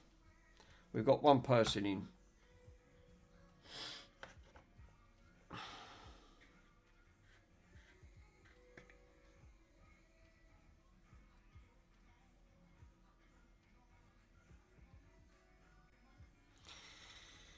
Yes. Hey. Right. Let me try and take this.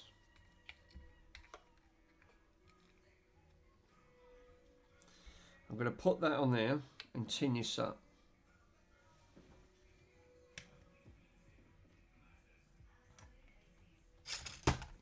How did I know that was going to go?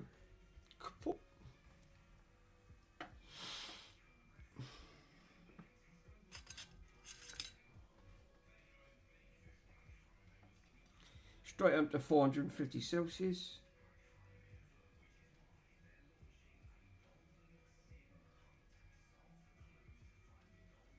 It's nice to know you can work, just light is your key. Just ever so slightly, just tin it. This is why I like working on old towels, so it just makes my job a lot easier. So heat shrink is off.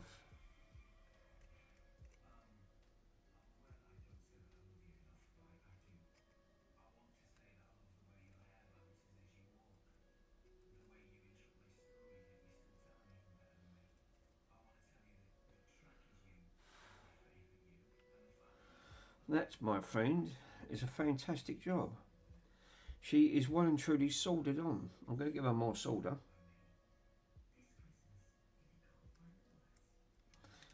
A little bit of fresh solder, and then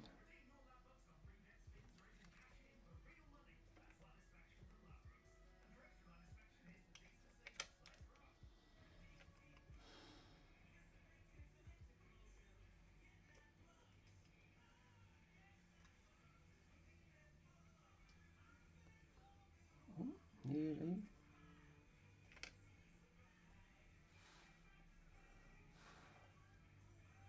Lovely. Now she's soldered on really nicely there.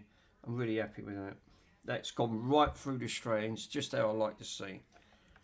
That way, that way I know that it can't break it from the strands itself. And then we've got the heat shrink straight over that front, and we can push that down, and that one is done. So that one is sorted. Cool. So I've got to try and look for a heat shrink. Where's my bloody heat shrinks? I had a pack of heat shrinks up here. Hold up, guys. Yeah, they're up here. Oh, how did I know that was going to go over?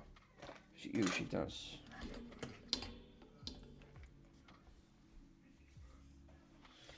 So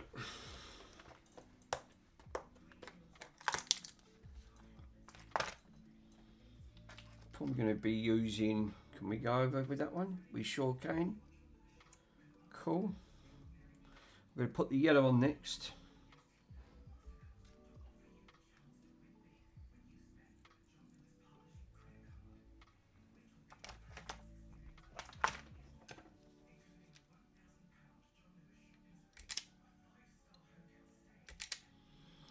Oh, come on. That's better.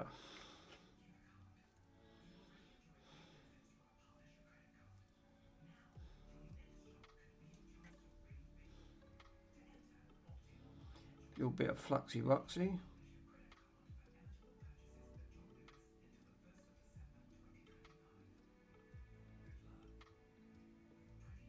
Nice.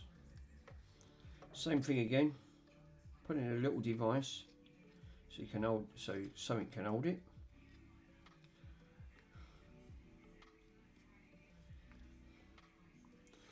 Take your soldering iron, give it a bit of old, get the bit of the old tinny tin.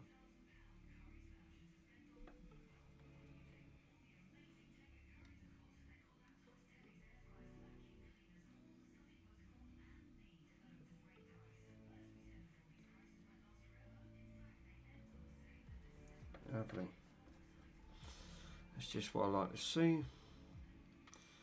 And same thing again. What we do is give her a little bit of fresh solder.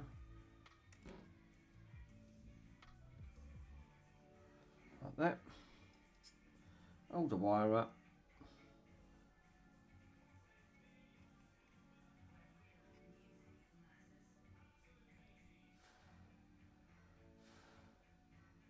Little gentle blow. Little wipey wipe. That's it. Nice. Always keep your tip clean.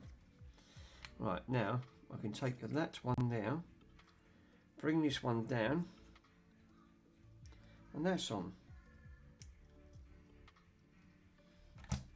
And what I'm going to do is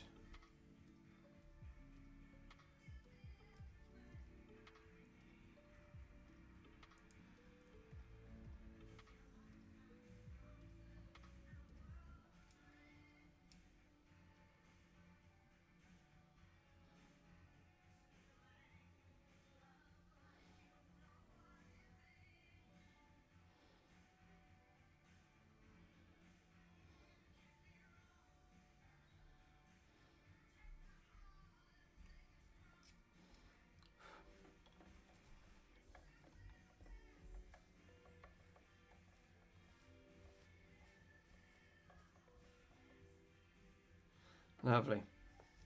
Let's give it a quick clean. Got one more to do. And I've protected them wires as well. so they don't bust in the future. You want to keep your, a general tip, a rule of thumb is always try and keep your soldering iron as clean as you can.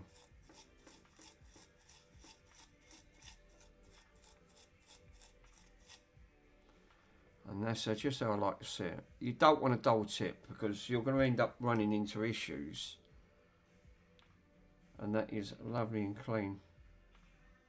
Because it makes the solder stick better. So we've got one more to do. I am really dangerously low on heat shrinks. I've used so many up, it's unbelievable. No, that's alright. Need to cut one of these down in half.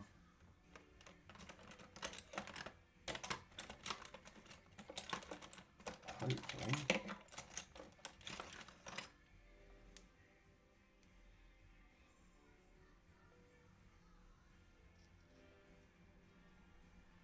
About there. Half of a leg. So all I've done was just cut these just in 2 small pieces. So that way, just don't put tension on the wire when you're trying to think, because I know what's going to happen. It'll snap. If you don't put some form of protection on it, this is under a lot of tension where obviously you're turning the wheel. So the black does make sense to go at the end.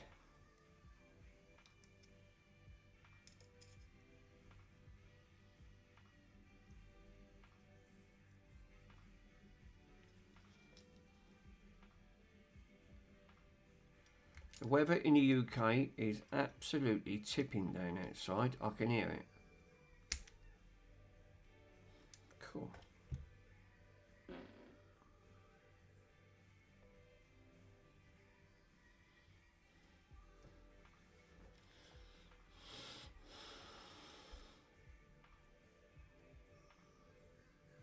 It's a little bit tarnished, that wire. Little bit, ever so slight. This is why a strong light really is recommended when you're doing things like this, so you can get to see. Don't know how old that flux is, but it's fantastic flux. Really is old, but really good stuff. It sticks like anything.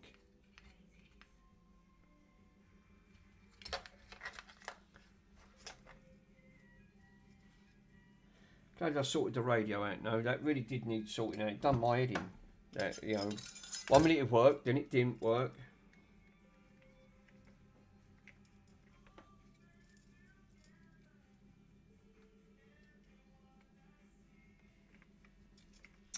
Oh, for crying out loud.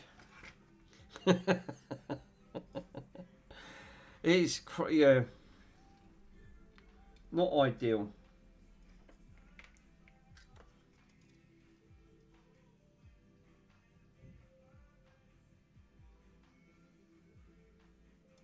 You've got to pre-tin like a lot of these things. You don't just want to put the, should really put a fume extractor on.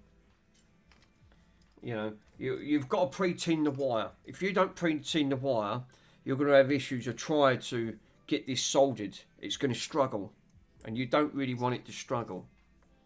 And again, if you're left or right-handed, obviously I'm right-handed. At the end of the day, you know, some people are left-handed. You know, I can't. You know, make it comfortable for yourself. Don't make it awkward when you're trying to do soldering. You want to feel as comfortable and natural as possible.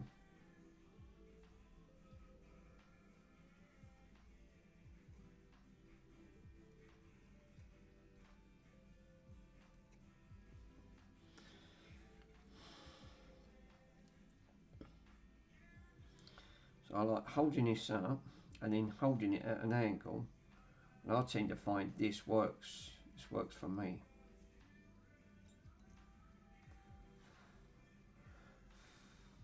That's perfect. That's absolutely perfect. That's spot on. That's just how I like it.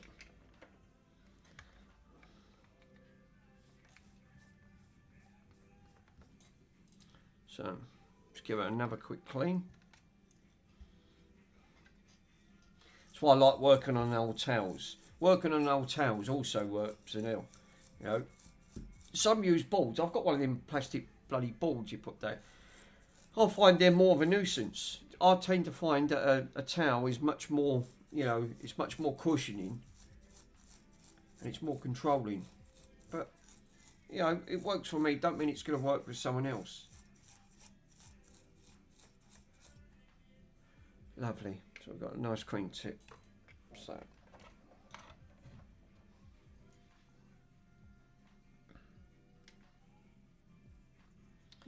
So the let me bring it in and you can actually see what I've done. Right. Obviously, so I've managed to put the wires back on. Obviously, all three of these were snapped at the end of the day. So I've put the red, the yellow, and the black at the end. At the end of it. Now this should be okay. Obviously, it's but I don't know who's done this. Obviously, this will have to be undone. They look like they tried to make something up, and it's obviously not worked out on that front. But I've managed to put these back on. So all I need to do now is when I obviously put this back into the board, I can now plug these. I can literally plug this back into the board. The steering's got to go here where it says steer. So it's got to go right up to this one. So, but I've got to find the, I mean, obviously I've got this is the steer one. So the steer one can go, I can actually plug the steer one back in, which is on here. But there's obviously other plugs, because these plugs should all be taken up, obviously. We've got one for the motor, obviously another bits in there, but at least we've got that sorted out, because this was for the steering side. It needed to be addressed, so it was the most crucial and critical part on that front and that. So yeah, but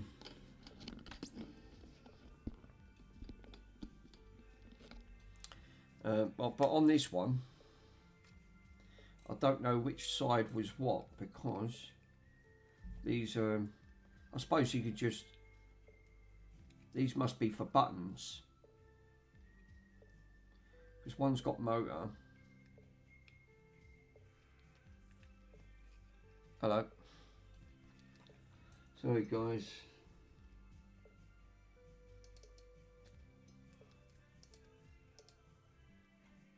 There you go. Don't know why it keeps doing that, to be honest. It's done. It always seems to be a bit finicky with this bloody camera. So we've plugged on here. So we are 2 plugs missing from this now. Oh, 3 plugs missing. 3 plugs missing to put this back. So obviously I've got to find the wire. The top one in here must be for the harness. This, you know, the room for the unless it's for this, because this just says, no, I don't think it is, because this is for the pedal. But at least I've put that back. So that's what, that to me, that's a win for me, because now I've got that put back on. I just have to be careful where I lay that down.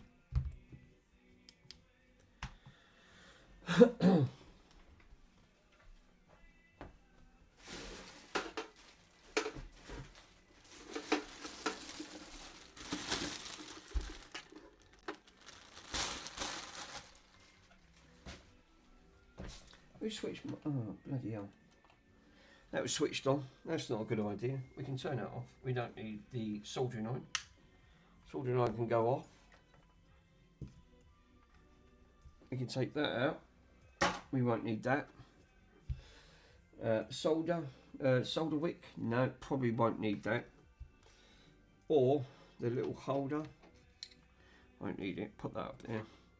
Now, did we? I can't remember if the screws actually got put back on this. Yes, they did get put back. Did they all get put back? It looks like it. Obviously, we've got a clamping system where this clamps onto a table. It's a guide. We've got a weight in this, so I can see it inside. So, but we've obviously got the loom for it to come out. Should come out the back or something. Because how would the wire? Obviously, how would the wire come out? The wires have got to come out of somewhere. Because it's got PlayStation written on it. So, well, I'm just having a look to see where the bloody wire goes. I think it goes at the bottom. Oh, it does go at the bottom. I think it comes at the bottom here. I think the wires come out because there's little slight holes actually going in. Hello, bud. Thank you for joining. If you're new to this channel, please subscribe. It'd much appreciated. It boosts it actually. You know, obviously I deal with all retro stuff, so that's including retro toys, retro fixes. It's all retro related. At the end of the day, I do not do modern stuff on this channel. At the end of the day, everything is vintage and retro because I'm all 1980s. At the end of the day, so from 1950s, 60s, 70s, 80s, right up to early 2000s, and that's it. I do not go past that. So there's too many other channels doing the same thing.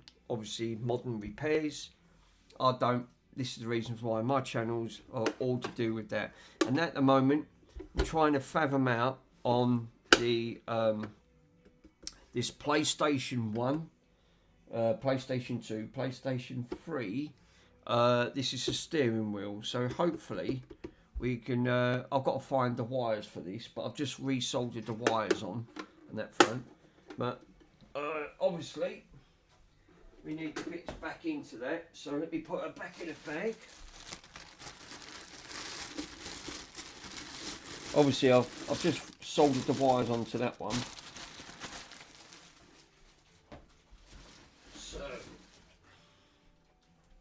we've got this needs a complete clean.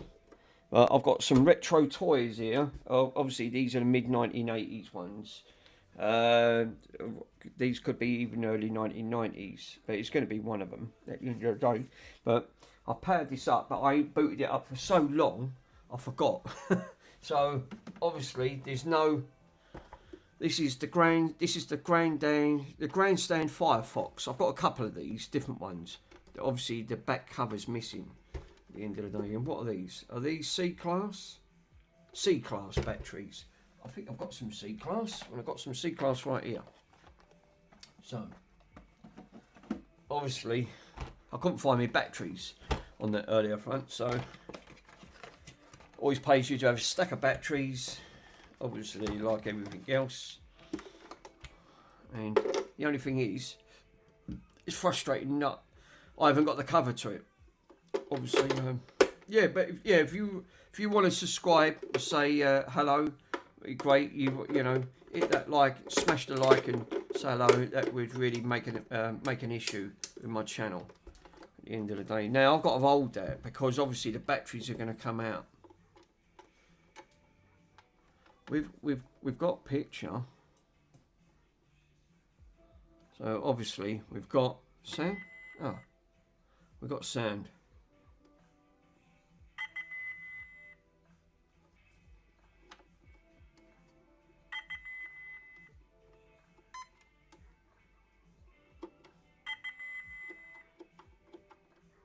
I just it does work.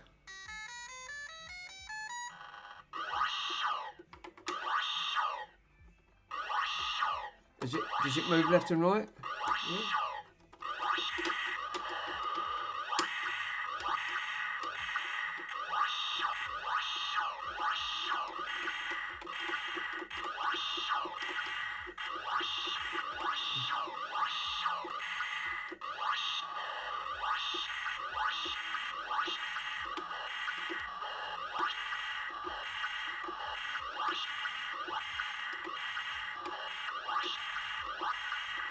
Well, I'd say that's a win.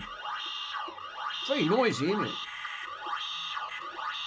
But I do remember these toys back in the days. These were like the very early sort of like.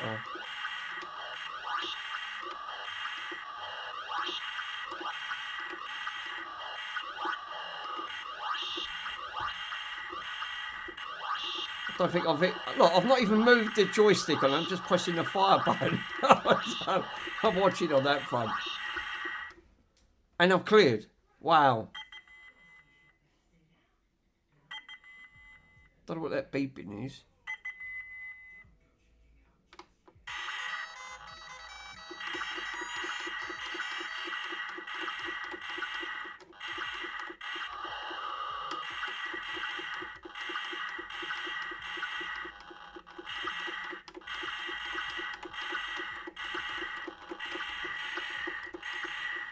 It's like a magnifying screen, isn't it? They've done it. Oh, I got killed, I think. Actually, quite cool. One more life, I think, and I'm dead. No.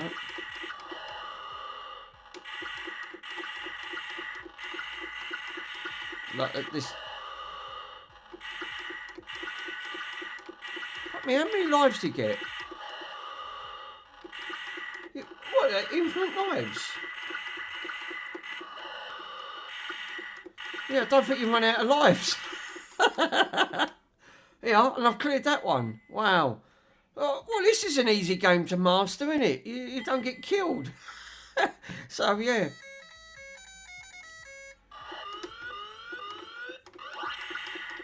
Now, a minute ago, that was from Star Wars, wasn't it?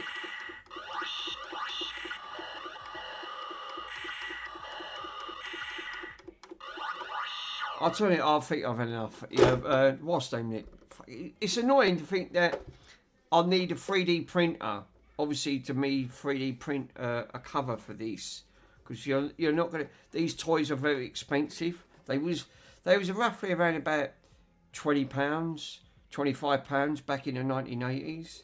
I mean, this one it had it marked up for 25, obviously, because the cover was missing. Because these toys are, I've got another one. I've got a couple of others at the end of the day. Let me dig them out because I didn't boot them up. They've been left for so long. But a minute ago, that noise on one of the selection screen there, that was the scene from Star Wars. I thought it was because I heard that before. So yeah, actually, quite a cool game. Let's have a look at the others.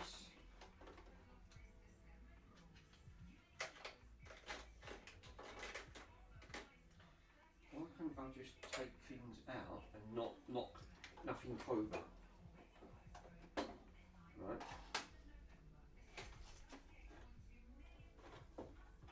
Yeah, of course. So, obviously, I've got another two that, let me shut my curtains. They're blinds. Obviously, they're so dusty. They've been sitting up there for so long. This is the reasons why I love these type of, these type of collectors games in here. Obviously, I've got the Games Watches ones as well. But this one's got like a magnifying screen. Just wanted to clean, and that seemed to work okay. Shame with that it's not got the back cover on that front. Got Game Boys up there, there's a bit of everything. Let's give them just a little bit of a clean. I haven't powered these on for I haven't turned these on since I bought them. These do work. The last time I powered these up was nearly a year ago. So obviously it does want to clean because it's just dusty and very dirty. And again, this is a company made by Coleco. Now I did have one of these in the 1980s. Obviously, the one I had, the Pac-Man, I had this one, and unfortunately there was something wrong with it. It wouldn't power up. I think it was a chip that had gone down at the end of the day. My friend couldn't fix it. He said, I can't fix it. He said, it looks like it's pointing towards a chip at the end of the day. And it's a shame because these toys are their collector's items, very expensive to buy on this. But you can't get boxes for these, obviously. You're very rare to find these on that front. But it looks like that's dust inside as well on the screen. So we'll put that one side for a minute. Obviously, C-class batteries again. Now this one, it's got a 3D printed background on this one. So someone 3D printed this for me, because again, the cover was missing at the end of the day. Same thing, they're all C-class batteries, so they're no difference. And I don't leave batteries in things because they start rusting, these terminals, so which is not the greatest at the end of the day. And that should hold that in.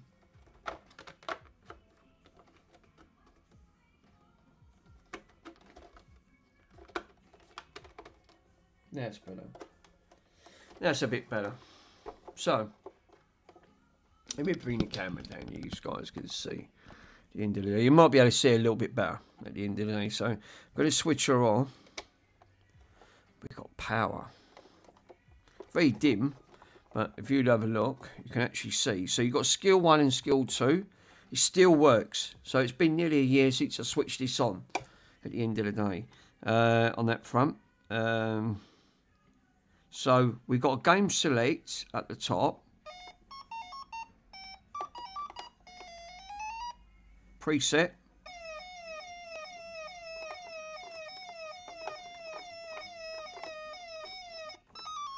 Oh dear, the ghost got me. For some reason, it's not very being responsive. It's going all over the place on that front. It sort of goes on its own. Bugger.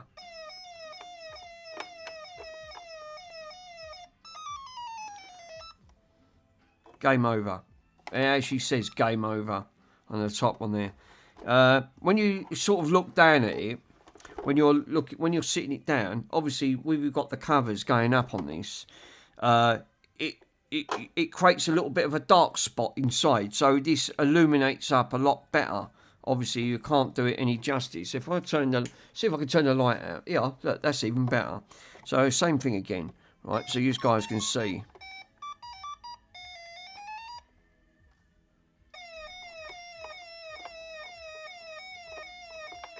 Oh dear, you got.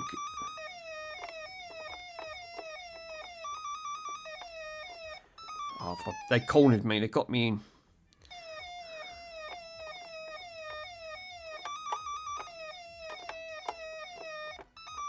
Too late, you got me. I've got one more to get.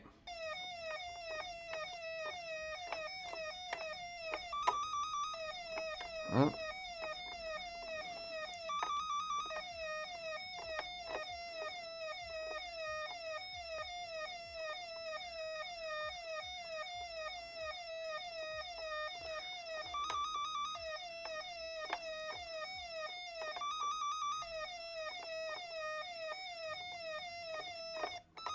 Oh, for crying out loud. It got me. It was game over.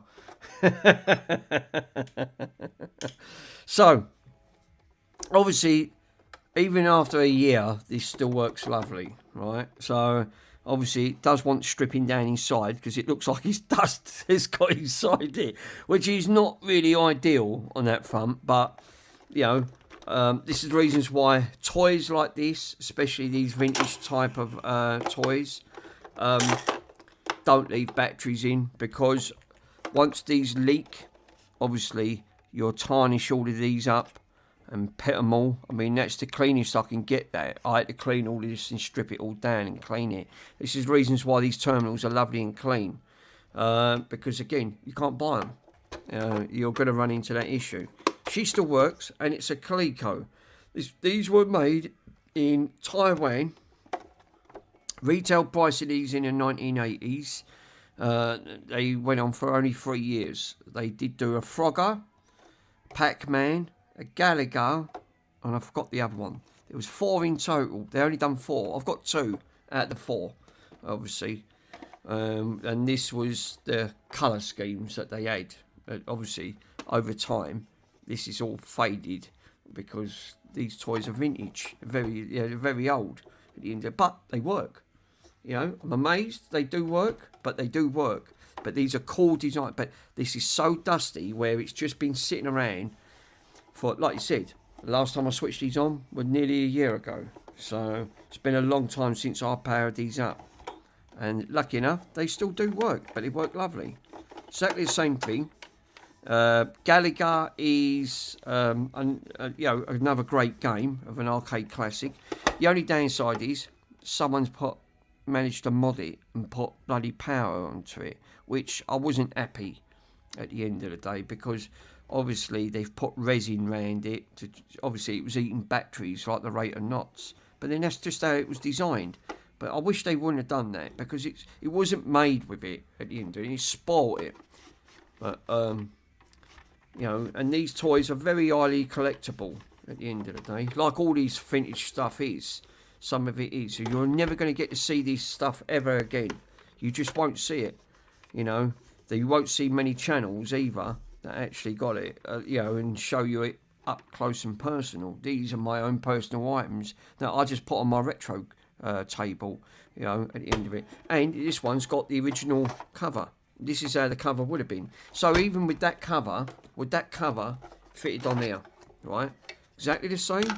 And the chances are, yeah, it would.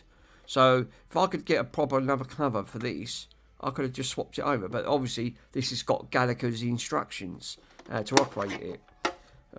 Obviously, someone's tried to make a 3D print of that. Obviously, it's not the right one, but you know they haven't done bad to try and make one up at the end of it. But such a shame, because like you said, getting the covers for these are really hard to get hold of at the end of it. So Pac-Man still works. I'm amazed. I mean, that on that alone, Pac-Man is just as old as nearly as me. So you know, if that's lasted that length of time, which I'm really am surprised. But I wasn't happy what they done to that. That really sort of, you know, really spoilt the situation of on that front. And again, they don't leave batteries in here. This is why the terminals, again, it starts to pit, because the chrome all starts to come off. These things are close to nearly 40 years old. You know, I mean, they're really expected, and they end up being bloody expensive. You know, you won't see many on eBay for sale. But I'm glad it's good to tell you how to. It's still got the instructions now, player one, and how to, you know, head off to, you know, to get to the Galaxicans, and then you've got the midway attackers. So you've got to tell how, it even tells you how to avoid them, which is really cool. So same thing again. This is turned off. I haven't switched this on at the end of the day for nearly a year, so it's going to be interesting. Still turns on. We've still got, I boot her up, we can actually see, works lovely straight off the bat. So let's try. Now we've got 2 fire buttons here, we've got 2 controls and 2 fire buttons, so this should be interesting. Well, we've got a problem there straight away, because the button's not pressing. So we've got a button issue there. Well, that's not great.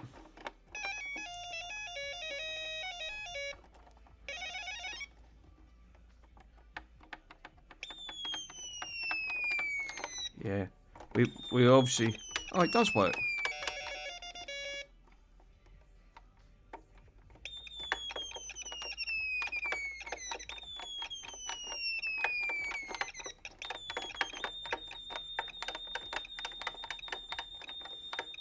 I mean, that's going a bit quick, isn't it?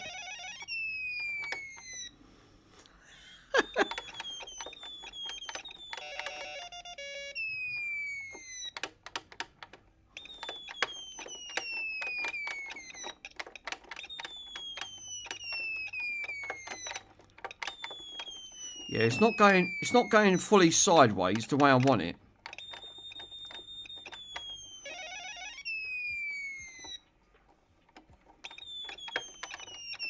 I mean, I'm pushing the sides on it. Game over. It even comes up game over on that front. How cool is that? Obviously, this one's obviously got a little bit of an issue where this button was very clicky on this one. But when I was trying to move it over the side, it's not.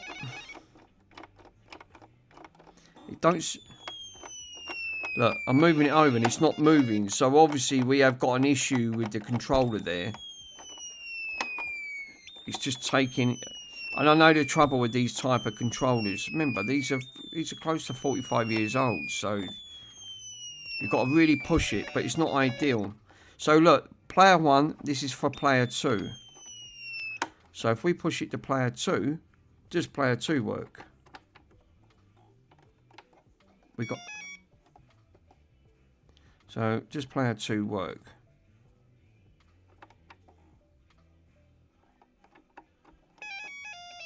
Let's try player 2.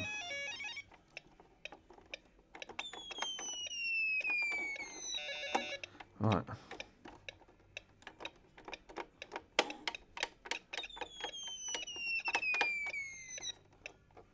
Yeah, player 1's got a bit of an issue with the left hand side. It don't... For some reason... It don't seem to want to go over.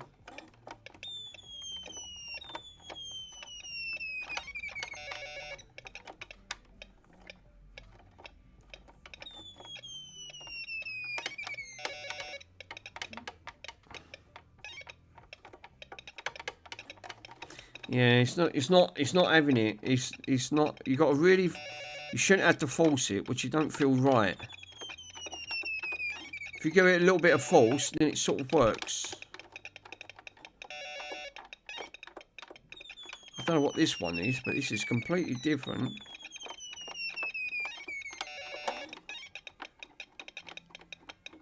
Oh, you got one at the top and all. So, player 1, I didn't know that. So, player 1 can, player 2 can shoot player 1 and vice versa. And that's what it is. There was one controlling at the top. Let's try that again. Let's just see if that's true, because I didn't try the other... Yes, it is. It is. So player 1 and player 2 are fighting against each other. I've never seen that on an old game.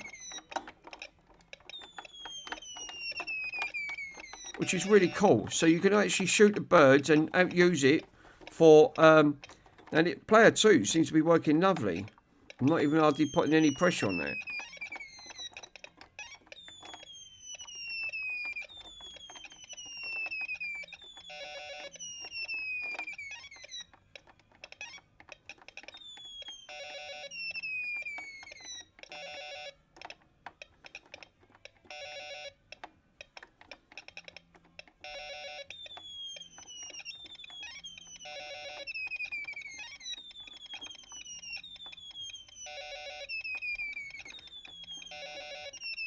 Well, player 2's got infinite lives.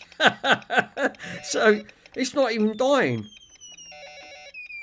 So, the main thing is, it does work. But, obviously, player 1's obviously got a bit of an issue with the left stick side. And the fire button seems really flush. Where this one's quite clicky on this one. Where this one is not clicky at all. But you're not going to get the parts for this because you're just not going to get them. You know, obviously these companies went out of business. They was only in business for about 3 years, and that's it. They ran out of business. But you know, I haven't booted this up here. 1979 to 1983, when these were manufactured. So from 1979, 80, 81, 82, 4 years. Yeah, sounds about right. 4 years. 4 years they was in business. That was it. They went out of retirement. Went bankrupt. At the end of it. Why is player 1? Obviously, we've got a little bit of a sticky switch there. Just a little bit. Yeah, look, see, totally, it's not coming on. So we've got a little. It just needs a little bit of a contact clean on there. Actually, wouldn't hurt to take this apart and have a quick look. Have a quick scambles at this one. Put the batteries to one side. Wouldn't hurt to take it apart and have a look. So, obviously, we have got issues with the button and the left side of the stick. The right seems to work okay. It's the left, the right is having issues. The left's fine. Obviously, player 2's absolutely fine. There's nothing wrong with it at the end of the day. So, what we got. It's got a cobweb in that one. Jesus. No. It's been in there so long, it's got cobwebs in. Right.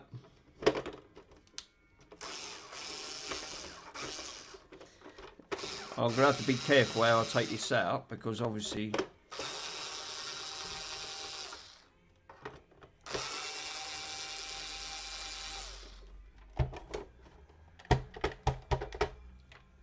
we've got one screw out.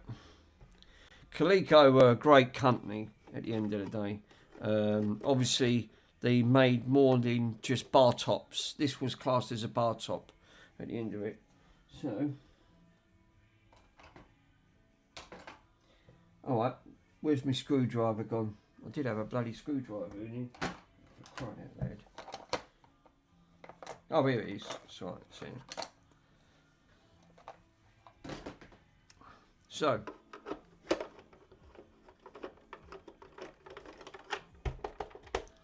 there's 2 screws. Cool. Turn that off a minute. Bring the battery down.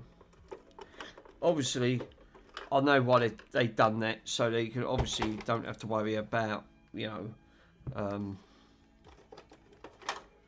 Oh, we got 2 at the top here as well. So that's what I say to you. You've got to be so careful taking these old retro toys apart at the end of it.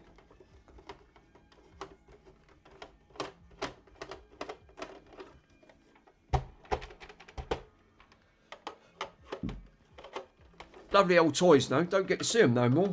Shame. That one's got no screw. Right, really? So there's a screw missing. Yeah, was. Wow.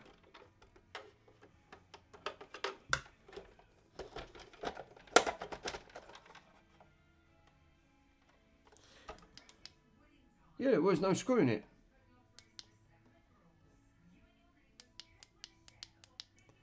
Okay. Okay.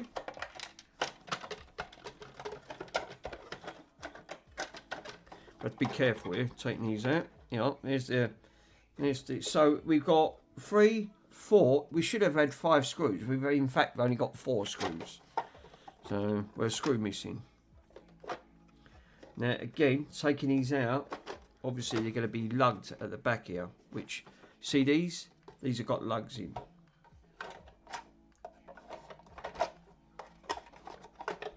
So what you're supposed to do is just lift it, and then it's supposed to lift out. I hate taking these things apart because they're an absolute headache. They're not the easiest, and these toys are so fragile. Obviously, with the speakers, you know, the way they've done this system set up.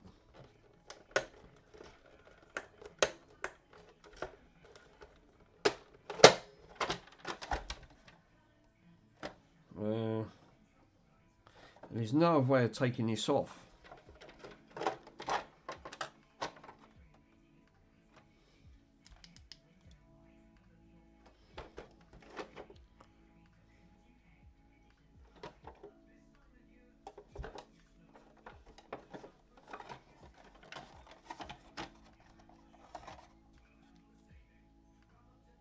Yeah, you got to be careful because we've got the obviously. Does that look like the wires coming off of that? Oh, right, it's because they've soldered the bloody wires to it.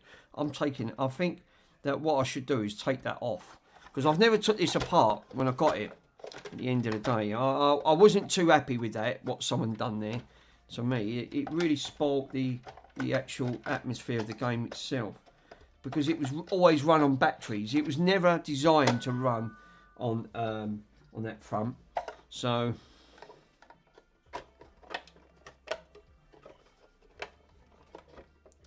I'm going to need another flat spatula.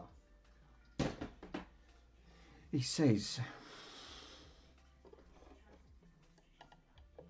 So I've got to put something in there to raise to pull this out. These shouldn't really be tough to get out. They're normally like they're just lugged. But remember, I haven't took one of these apart in such a long time. I've obviously forgot how to take these. Obviously, to take these out. These did have slots in, and the idea was that you could even slot them onto the wall. It was like a like a mechanism. I did look online. Again, you can't buy them, obviously, on that front.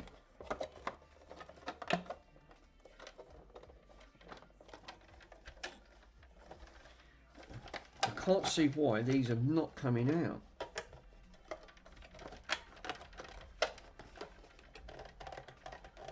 And I don't like forcing it because it don't feel right forcing. Feels like something's being held. Something's holding this in. And it just feels like it's holding it in.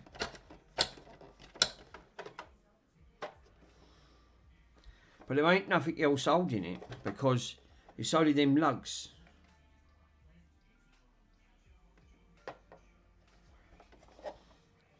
It just, you know, I don't quite get it.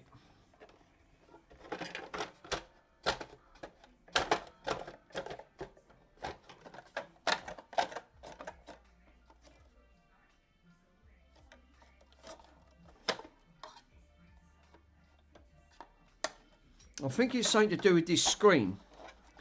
This screen is holding it in.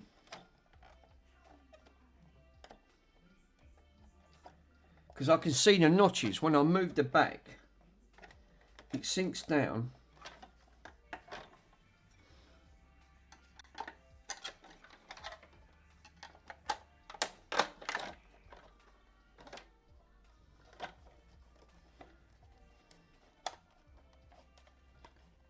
I can see it. It is definitely that's moving. It's this entire screen section. It's sitting against the back bit there, and you can't move it. So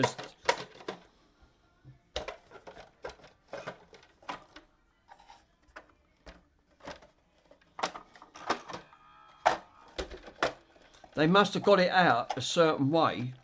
But I'm not going to force this at all. I don't really want it because I know I'm going to end up breaking something on that. But the resistance on that is not. It don't feel right. There's no other way of actually gaining, you know, access to the back of it.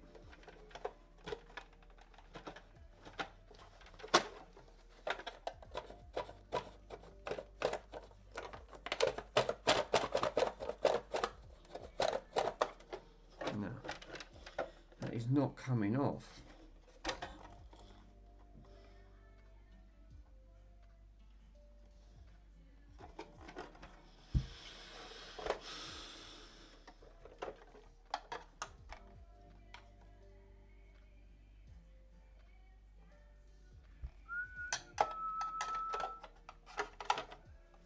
Obviously, see, look, when you poke it up, and see what I mean? Look, I've put the metal spatula on there, but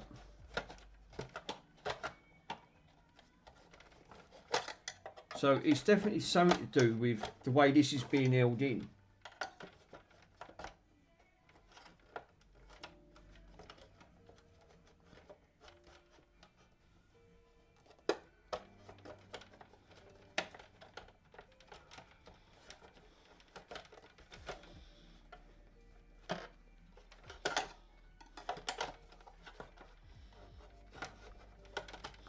I've never, because like I said, I've never took these toys apart before, which is, it just don't want to feel that it wants to pop off. So I would say one thing, these are well made at the end of the day. Because you've got to gain access to it, because what if you want to do a service on the actual board itself? You ain't going to bloody gain access to it, because obviously it's being held in.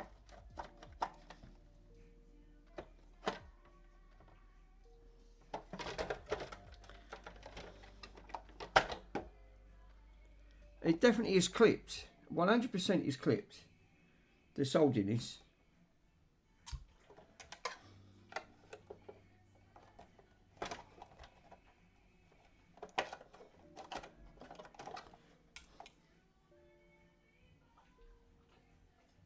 I can see it. I'm looking down at the actual clips itself. It can't go up.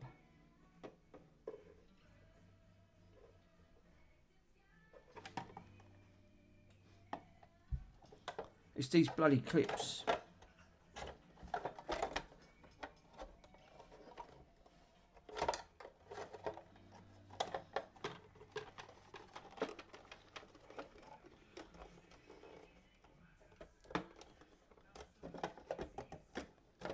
So that one feels like it wants to come out.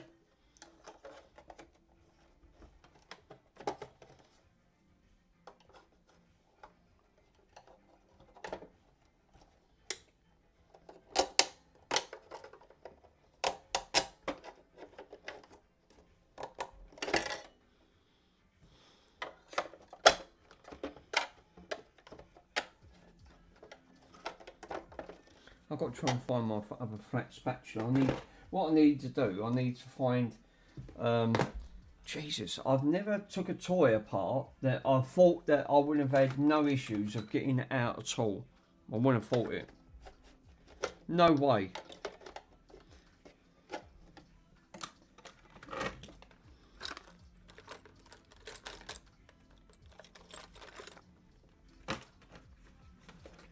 That should have just made that a lot easier to get out. Obviously, clearly, it's not the case. You know, they well made it. My hat goes off to Coleco, who made this toy. They've made it a very, you know, not, I wouldn't say destructible, but I would definitely say well made.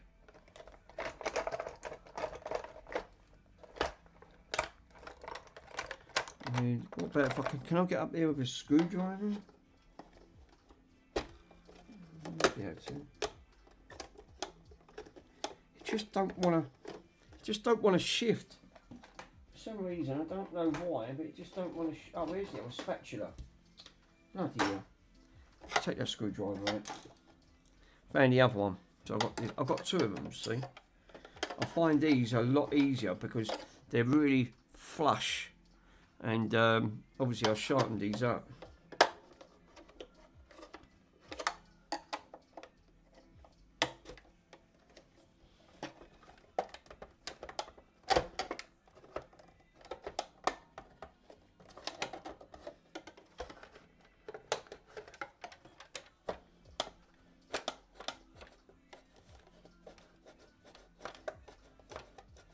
Nah, that don't feel right. It just don't feel right. I don't think there's got to be a certain technique to get these out. There just has to be. I mean, obviously there's no screws underneath here because this part's all loose. The back end seems to be holding it with these lugs at the end of it, and this is what's doing it.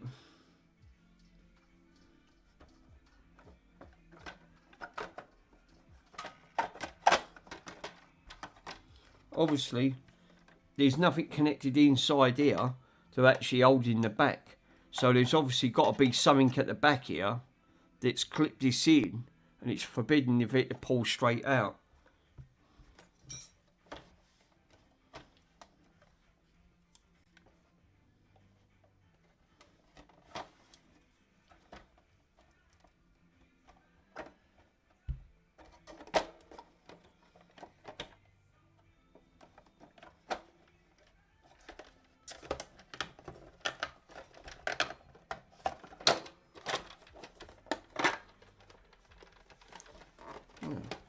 Got to push these down.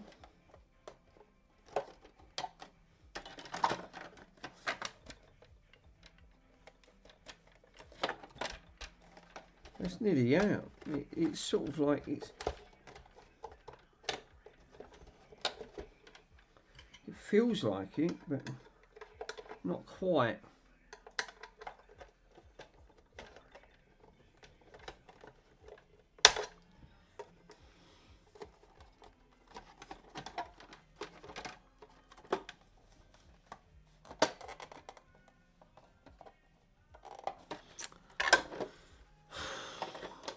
It's more frustrating than anything, because you can foresee the top part does want to go.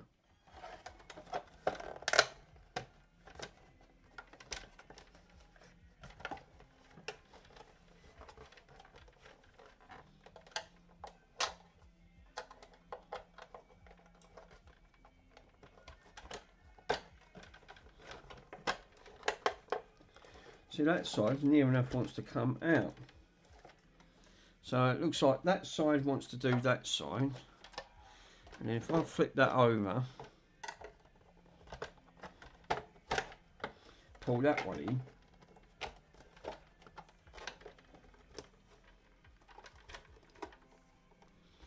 on that side. Nah.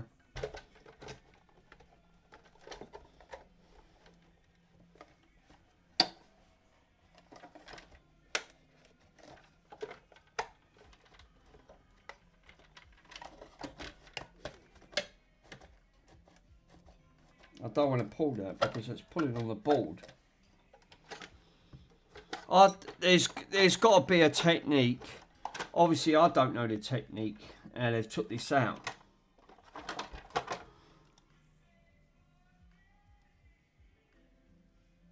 They've used a technique to get this in and pop this out. But I cannot see it for the love of God, because every time I've seen to bend, it's actually bending the board, which I don't want it to do, because obviously you're going to break the board. Obviously, the back of these clips, it's something to do with the back of them clips, it's being held in. But they must have got to it, because like you said, obviously they've put this in to slightly mod it.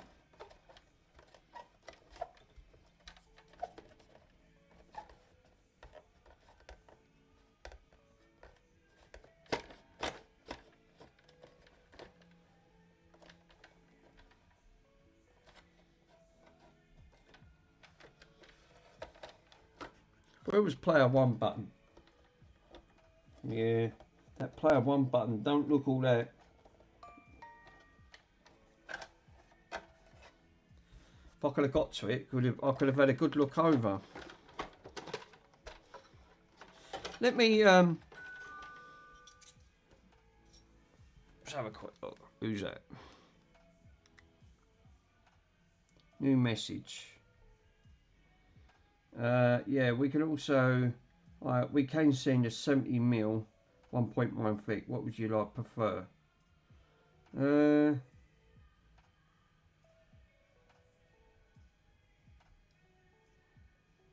What was the, I don't know what the original belt was.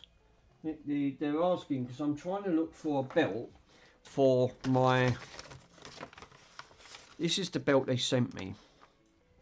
So let me get my digital calipers. And they're asking, there's different thickness grades. Great bit of kit this is.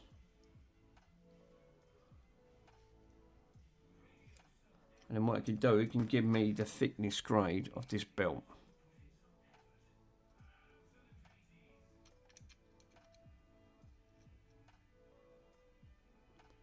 Well, that's 1.8.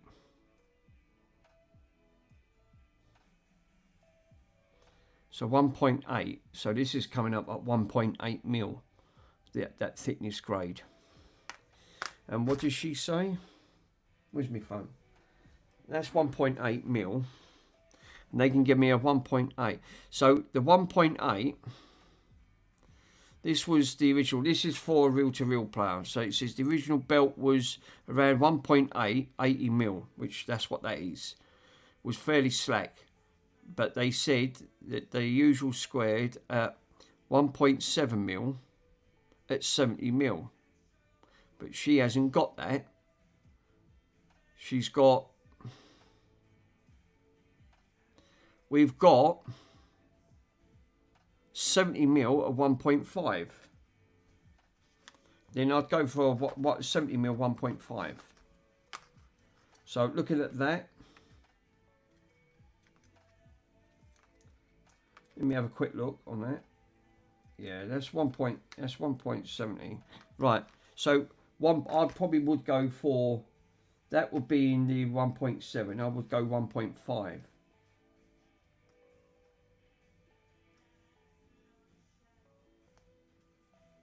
Yes.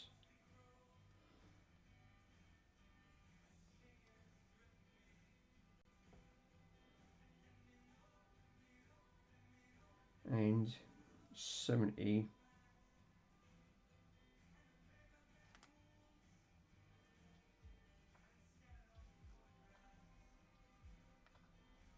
Yes, the 1.5, 70 mil. So that's probably the one I would go for to try and finish that off. That means the belt's going to be slightly thinner than that. Ever so slight. It should be okay. Not ideal, because the ideal one was saying on here would be 1.8 instead of 1.5. I mean, this is 1.7 at the end of the day. So this is 1.7 mil. So 1.5 is a little bit thinner, but 70 mil should be fine. So I'd rather go with that. So we're good to go there anyway. So I can put that back. They give me the wrong belt, because the belt for my reel-to-reel player, obviously this is the belt I bought, it's too slack. Obviously it's too big, it's slipping, it's not gripping, can't grip the wheel at the end of the day. So obviously that's why I thought, make sure you got the tools when you're doing this stuff, because it makes your job a lot easier. Pair of digital calipers, these will give you the correct measurement and the thickness grade of what that should be. Without that, I would never known to, known its measurements without that tool. And these are only about £7, so I'll definitely say in the UK. So yeah, definitely well worth going for. Right, let me have a quick look. Let's open this up. Google. What is it? It is a Coleco. Coleco Midway Gallagher. Coleco Midway Gallagher bar top. Do you know what? I would say the AI is absolutely rubbish. You know, it is absolutely dire. You try and ask it something, it does not work. It's never worked. It don't work too great. So you've got to type it in. COLECO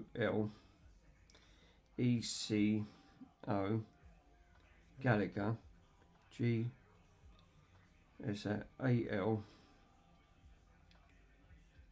It's not a Galaxy. It's coming up Galaxy, but it's obviously Gallagher.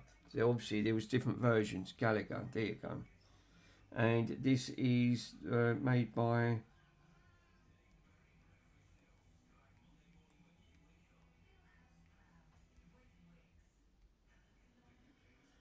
Martop toy. Take apart.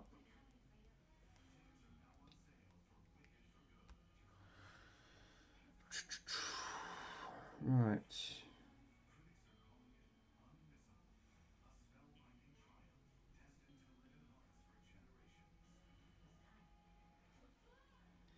Obviously, this is the ones that they've got obviously on here. So the ones that they've got, these are vintage, 1981. So these are 1981, which I already knew they was 1981 because they only went up to 83.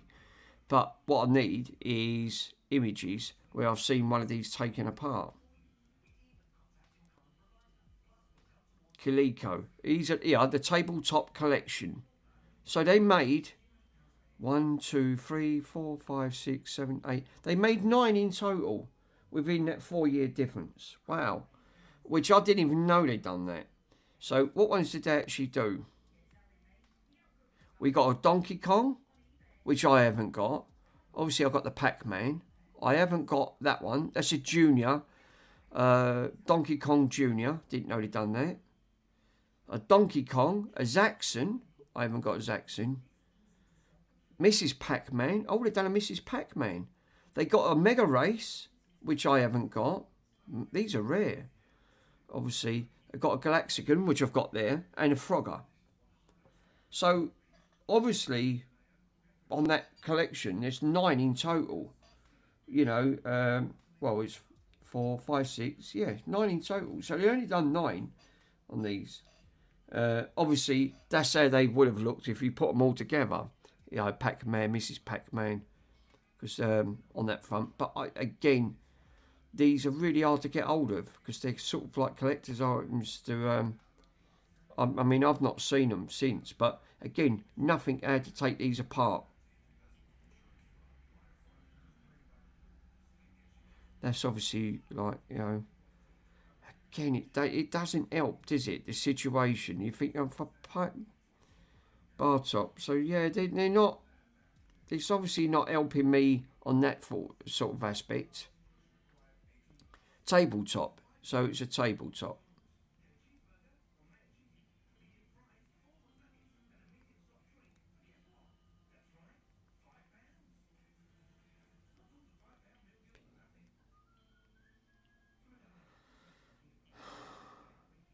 Tear down. Oh, actually, yeah, there you go. So hopefully we can get a tear down. You can slide this off. Now he's obviously got that one off. Back down, and these screws are actually shorter. You open this there. Do you know what? Here, I bet he's right. I bet there's screws holding that. 2 in the back under the hood, and then 2 on here. And there is a little trick to getting into this. I'll show you a. I bet there's screws underneath there. That's why that's not coming off. I bet I'm right. Now I'm looking at it. These screws are angled, so just take your time and get them out. This is why I didn't want to force it. Okay, once you get Because these, the Pac-Man's going to be the same. bottom, you'll think, oh yeah, great, it's gonna open, but there's something holding it, and it's just stuck. And if you pry it, you could actually damage something. So, very sneaky what they did. Underneath this front bezel, there's actually 2 hidden screws. Yeah, what did I say? Unbelievable. This is reasons why I love YouTube. So they're under here. This is why it wasn't shifting. And I'm glad I didn't break it. So. And there is. He's 100% right. There's screws behind this. Unreal.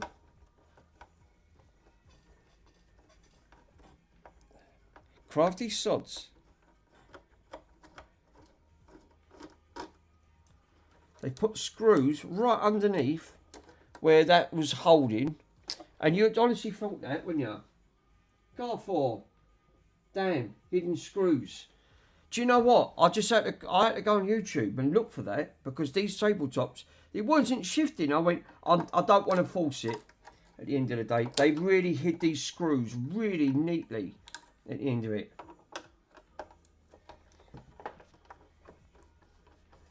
So it was 2 hidden screws that was stopping that from coming out. And I bet that will come out now. Two hidden ones. And guess what? Look. I bet she does now. I bet she comes out. This is the reasons why I wasn't happy. Yeah, there you go. There you go. She's out. This is the reasons why I didn't want to force it, because looking at the screw things on here, I mean, obviously someone's been butchered in here, because what they've designed on this tabletop, they've put this bloody big notch in here to try and bypass it through the batteries, which I wasn't happy with doing that anyway.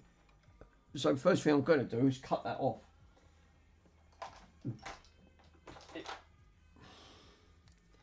So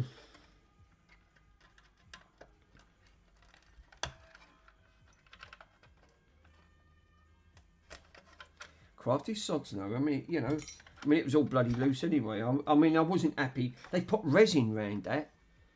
I don't think I can even get that off.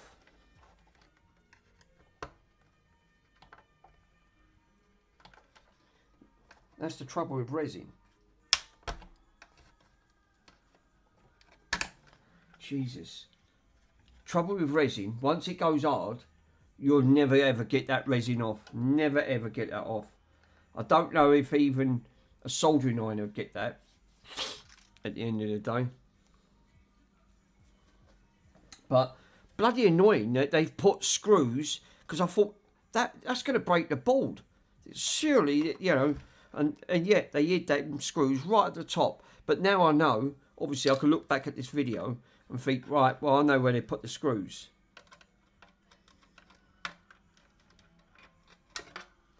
Well, that wire's probably been in there since the day this got modified at the end of the day. That's the speaker. I love the speaker system. Wow. What was that from? What's the health of the wires like? They've not burnt or sort of like tarnished the wires, have they? No. So, one thing for sure, let's undo the screws because I want to have a look at that. For some reason, this has got the left panel, the left control stick. It's sticking. I mean, obviously, I've not looked at this. This is, you know, this is just sitting on me, all me retro stuff.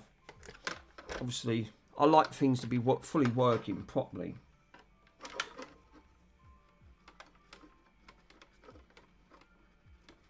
God, Jesus, that should not be tight like that. I really wish they wouldn't put them that tight, because you know it's going to strip, don't you? You know something's going to be stripped straight back off there or damage the board. These boards, they're ultra thin.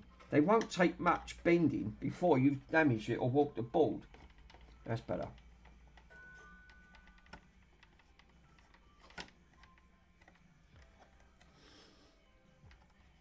Got another one at the bottom. Got any at the top? No. Crafty sods with them buttons, with the screws, how they put them in. They've really hid them well. Right.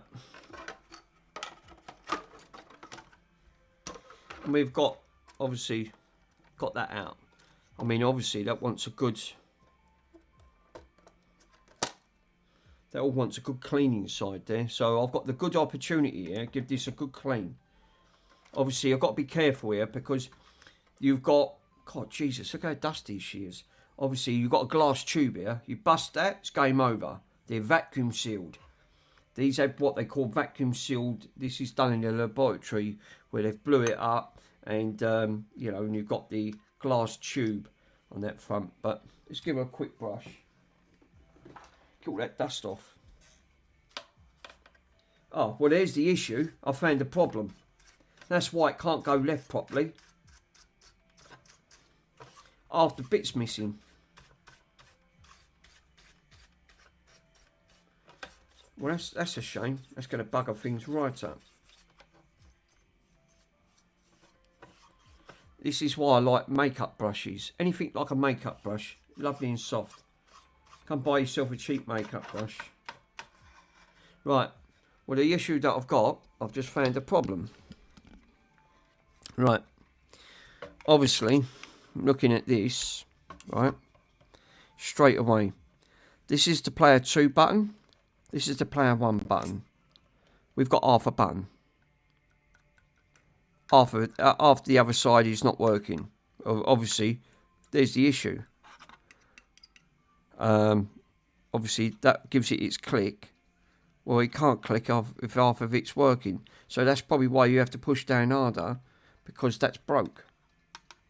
Well, it's actually missing from it. So at the end of the day, and while I'm there, I'm going to squirt some contact cleaner in this because this was having a little bit of an issue. So yeah, these work. Can you actually buy these? I don't know. I mean, this being 1981. Yeah, good luck. You're probably not, to be totally honest. But that is completely and utterly missing on that front.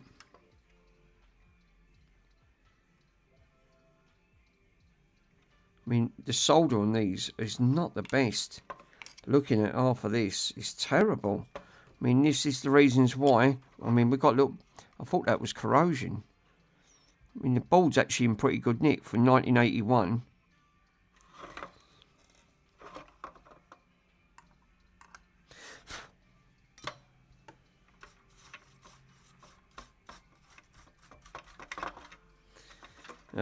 Revision A, 1982. The board's got 1982, but the game coming out in 81. So this board is 1982. Smacks right in that ballpark on that front. I've got to be careful there, that screen.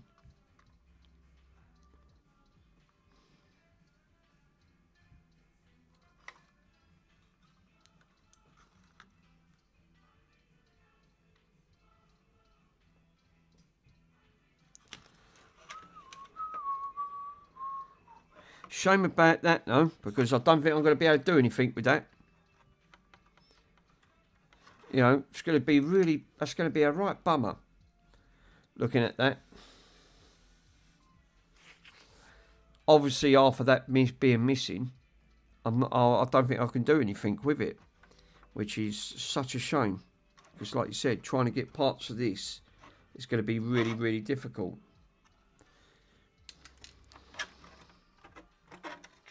But at least I can put some contact cleaner in that on that sort of selector. Rub a little bit of contact cleaner in.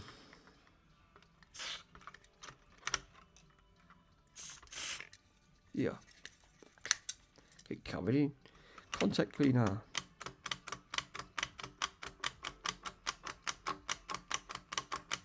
I mean, them bloody capacitors are probably all the original ones as well. There's no chance on God's green earth that capacitor, that I'm actually amazed. Obviously, they probably weren't changing. I mean, if they've been in there since 1982, I'm amazed they even work. You know, obviously, what value are these?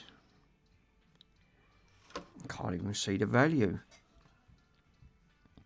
50 volt? They ain't 50. There's no way they have fucking 50 volt. Not on the battery.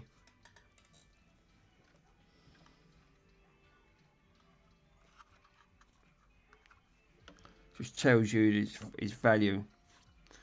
Normally it's going to be underneath.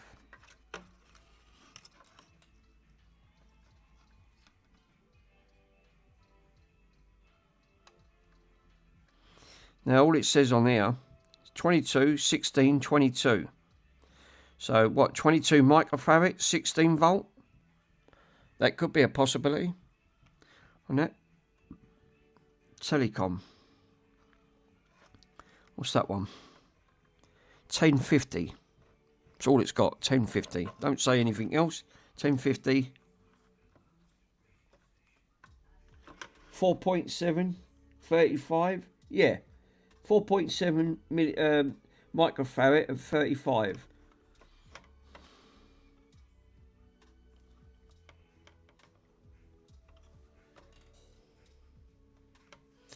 I should be able to read them in circuit. Is there anything in between? Because if they're not in parallel with each other, I'd be able to get a reading from my multimeter. Look, if they're actually if there's any other components like resistors, obviously it's going to read the resistance in with the capacitor, so you won't get a true reading. But if they're not isolated, they're away from them, then you should be able to get a true reading out of them. Let's have a look. Nanofarad. 0. Cool. Let's read the resistance. Obviously, negative leg at the back there.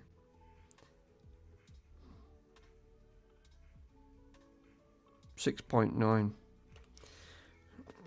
That could be because that's 6.9, so it was obviously reading in with that, so that falls in line. That's all right on that one, because 4.7, so it's pulling the resistance in with that resistor.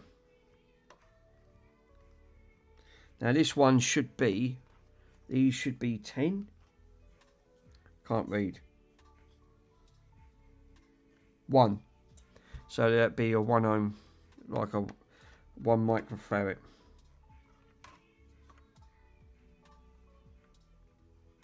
.6. Fine. Is that? It should be reading at 1.6.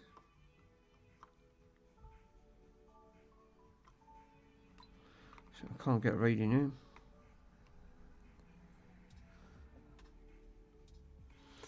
I can't get a reading. Do you know what? I hate multimeters. Multimeters are not great.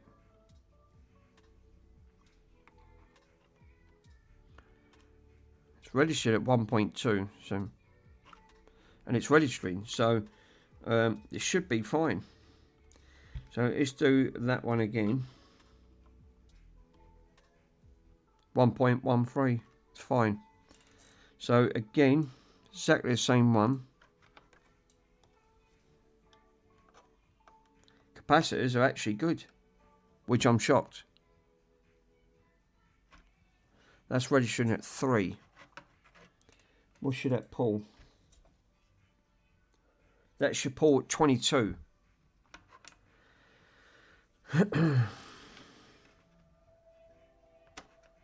That should be pulling at 22. It's pulling at 2. There you go. 27. Wasn't touching properly.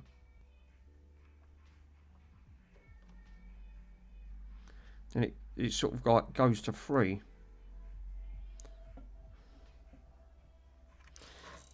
Yeah, I don't think that's registering. I can't seem to get a meter reading. That's why I don't like these multimeters. They give you incorrect. Sometimes they can just not register properly.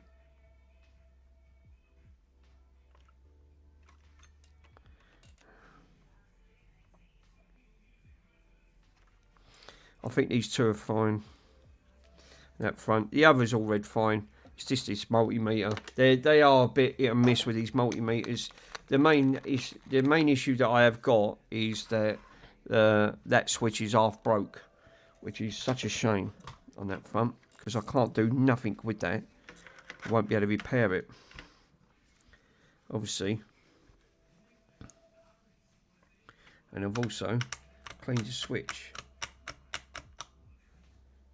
So we have definitely got 100% a switch issue. Not a switch issue.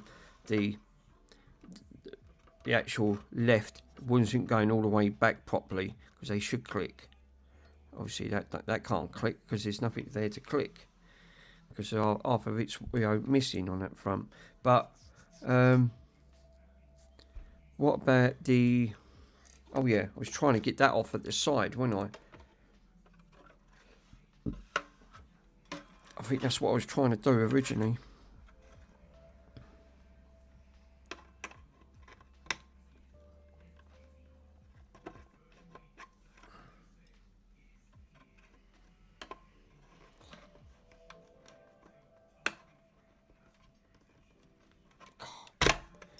That is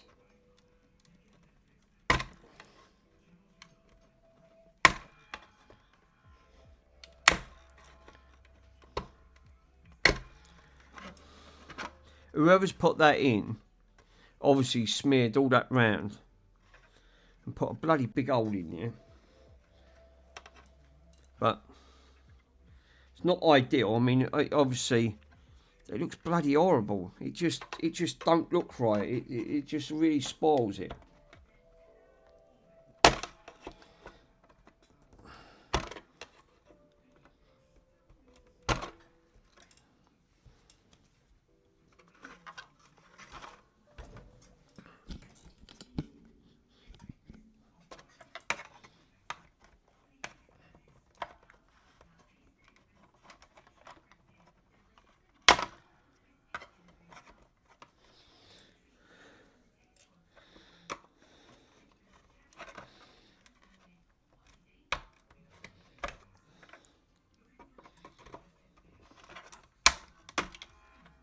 I pulled half of that out.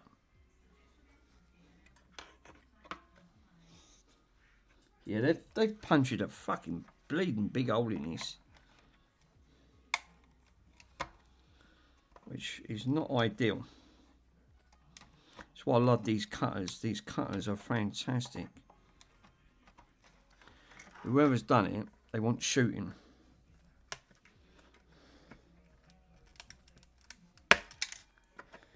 Into it. It looks ugly, stuck on the side. I wasn't happy with that, whoever done it to start with.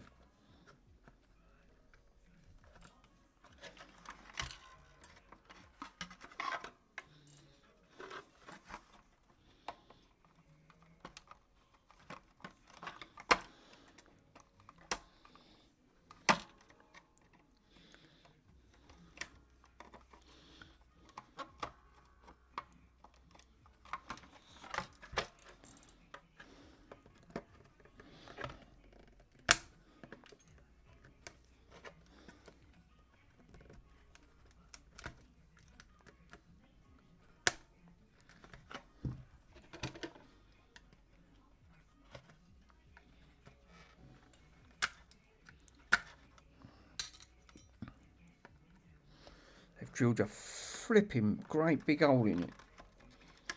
Just to put that in. And I can see why they've put all that in.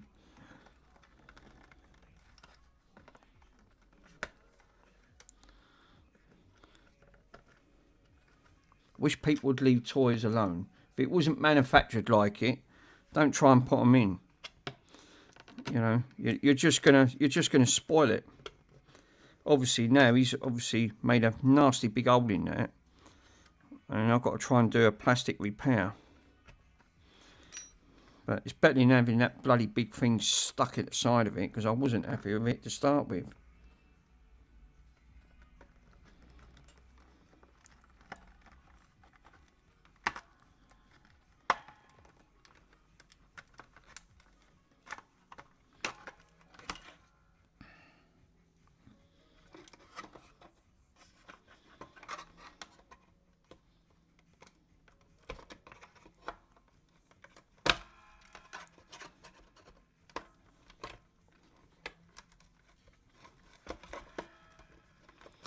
I'll get the rest out. There you go, she's out. Yeah, and there's the original hole. So what they've done, that's the original hole now. So that's exactly what they've done. I'm going to have to file that down, right? See if I can file that down and fill that in. But she's out. Wasn't designed like it, so let me get me over. Just over this up. Fucking fancy putting that in here. The only way I'm going to be able to do that is backfill it, right? Get some plastic, right? Which is, get some of that. Try and get some black plastic, melt it, and then just fill it in. With the back, we'll hold it. Then I ain't got to see a bloody big thing sticking out the side of it, which I wasn't happy with anyway.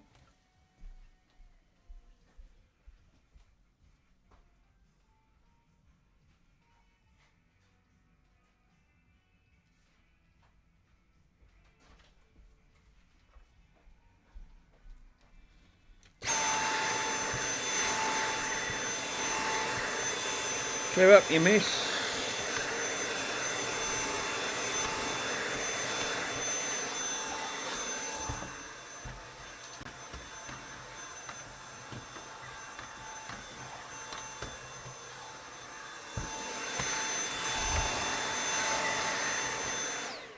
Lovely. So, next task. See, when I do restores, I like to put things back to the way they originally was. Wasn't designed to have that, so whoever done it wasn't shooting. So, next task is let's go and get me file. Right, I've got like a little. Actually, I might not have to use my file. I have got a little Dremel. I keep forgetting I've got that. It's a perfect tool to have. Yes, and she's here. So, where's my little rotary? What I might be able to do is put like a little rotary tool, just file it down ever so slight. You don't want to go too mad, but it's just to tidy up the edging. Something like that. But that might be a bit too thick for that to go on.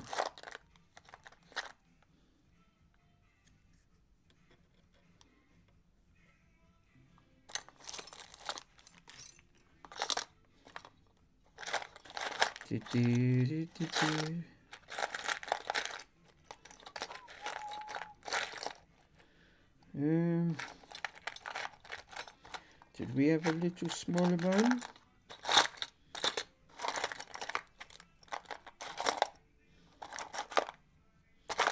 No, we haven't. You buggers. Right, so I'm going to have to dig this one out.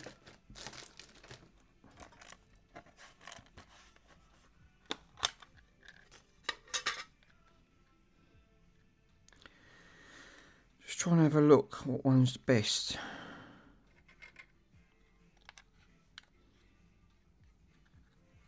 This one. Yeah. That might do.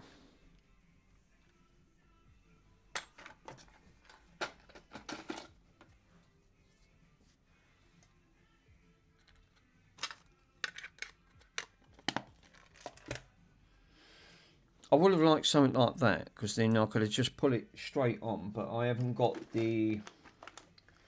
There weren't no thinness on that to actually try and put that on, was there? No, there ain't. No. See, that's more for like... So look, they might have something. See, that one's a metal one.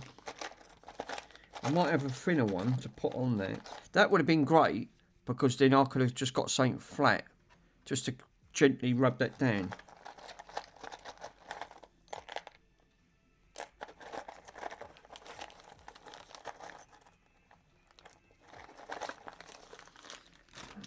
Turn it off a minute.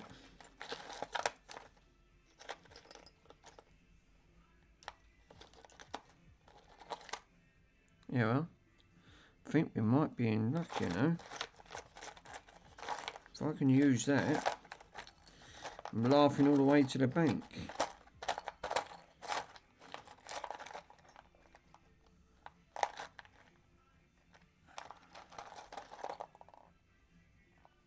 We've got also a square one there. It's a nice little square one. I'm sure we can improvise and got something for that to clip on.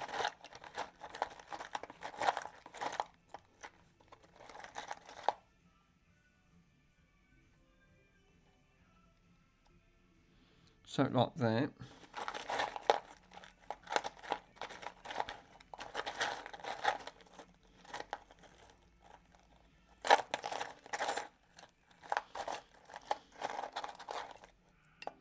See, is that stone? Would that catch?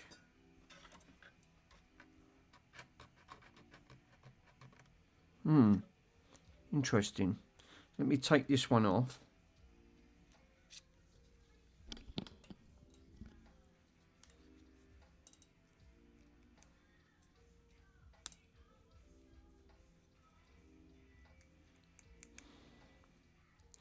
This is reasons why when I restore something, I like to try and put it back better than what it was. Well, you're never going to get it better than what it was, but you'll get it a lot better than whoever done that, because they obviously didn't know what they was doing at that point.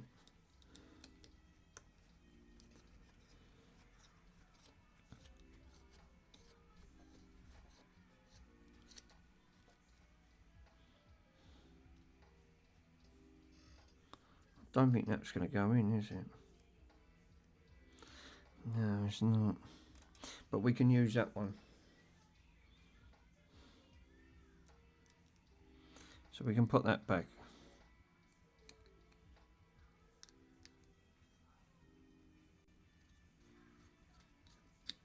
Cool. I'll take this one out. Jesus, that just broke up, look. Just broke in bits, that did. Wow. Right, pliers. Pliers. Glad I didn't bend that ball too much, because that would have literally snapped that. I was really debating. I knew there was something not right. I thought that should have come out. Should have. The way they designed that. Fucking right crafty.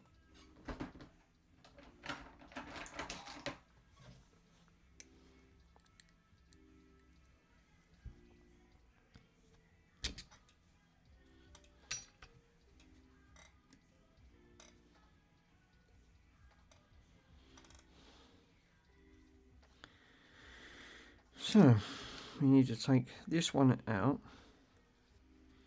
right, like that. Put that one in there. Cool, like that.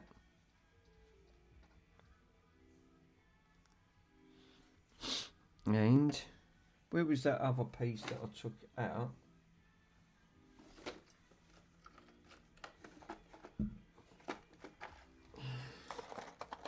put it back in. I bloody needed it, didn't I? Idiot.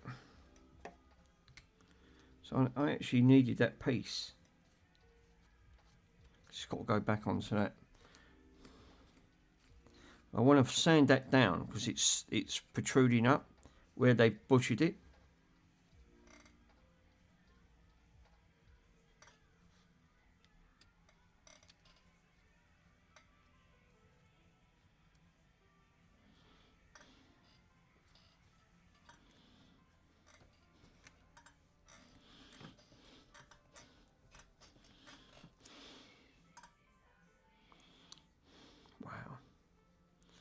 Let's see.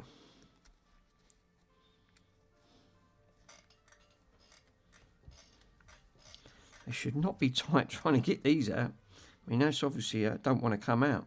It's so swollen on there.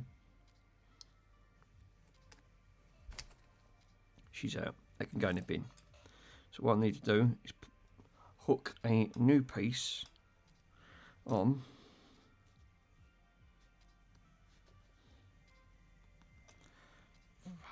Jesus. I mean, that is really... Yeah, these once these are on, they're on, they're good.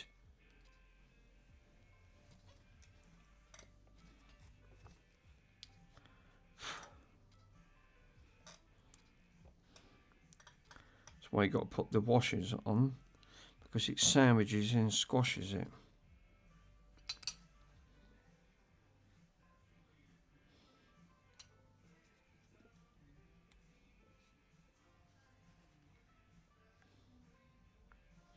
I don't know if I can actually use that now, because it looks like it's got to go in a shaft.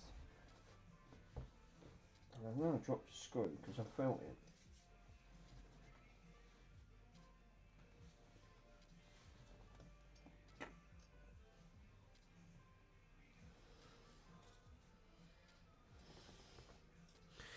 I ain't got a clue where that's gone. That's gone. That's gone out of existence. Definitely. Don't think I can use that. God damn it. Which I didn't really want, because I wanted the other type.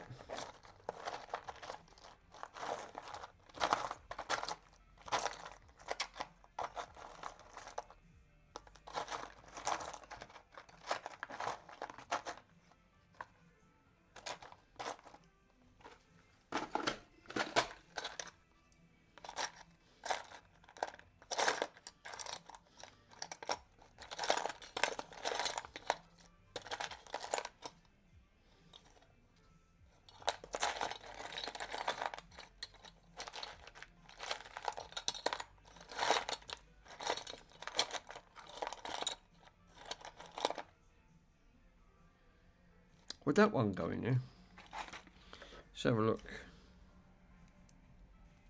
Yeah.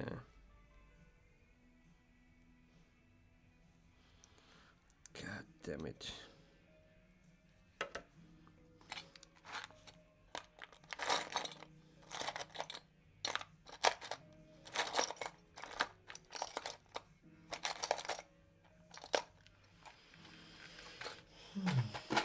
Right, okay. I'm going to have to put that wheel, the grinding wheel on.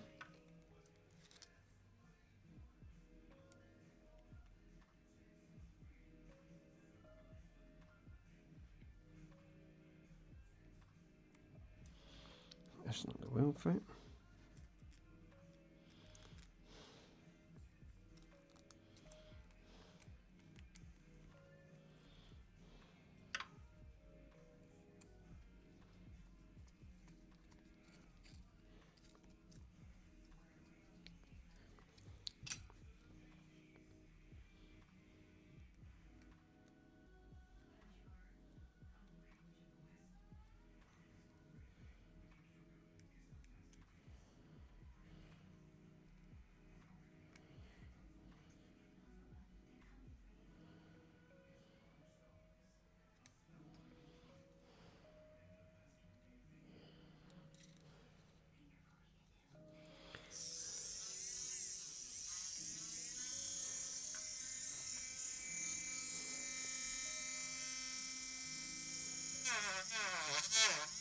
Yeah, exactly. Should do it.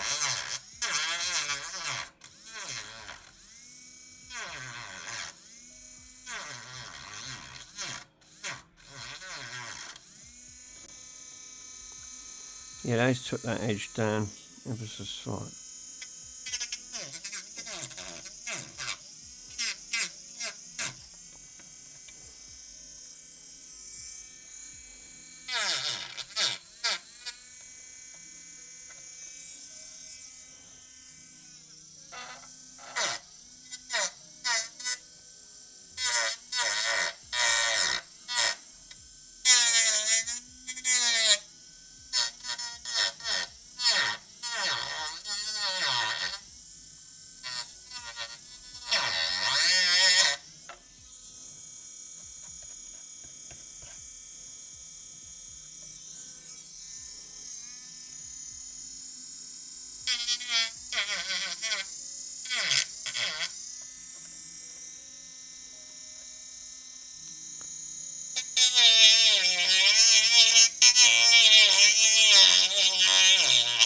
Sorry guys, I know it's like being back at the dentist. Yeah, that's what puts me off my life, I reckon. Oh, Jesus, that's it. I can scratch the rest out of it. You concentrate what you're doing and don't do what I've just done.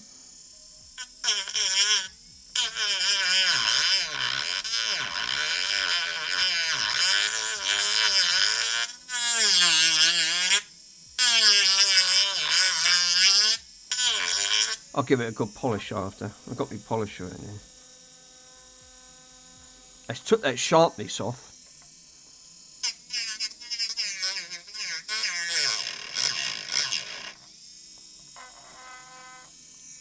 I think that'll do. I ain't going to go too mad.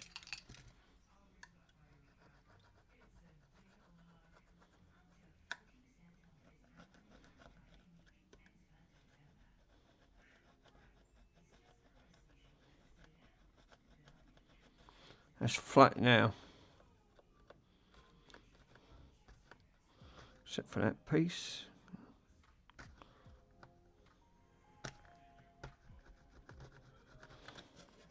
Trouble with this plastic, it's like you know, it's really old. And the trouble is, you're trying to. Ideally, you want like 2000 grit wet and dry. So, but I took the sharpness off. I need to grind the inside.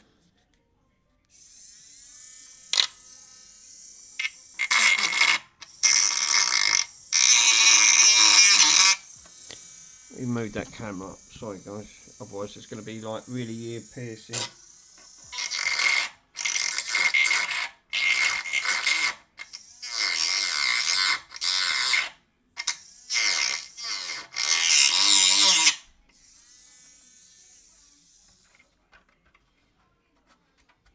Let's took that side off. It's that bottom piece.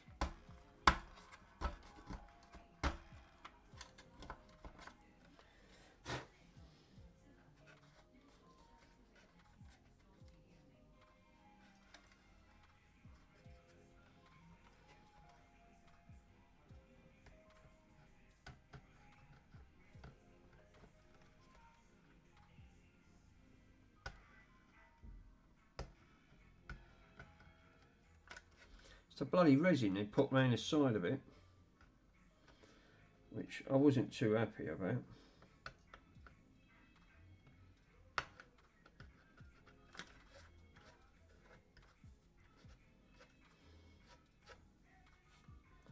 That's it, resin's gone. So, cool. So what I need to do is block this side off now. So the chances are I'm going to use a bit of Captain tape. Good old trusted Captain tape. Do it. Let's give it a little bit of a clean with a bit of IPA. So I'm going to take a cotton swab.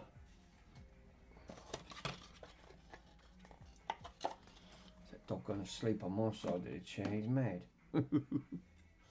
Right.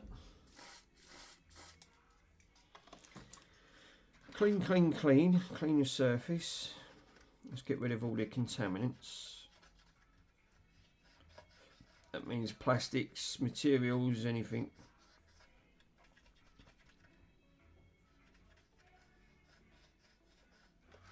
We'll do the other side.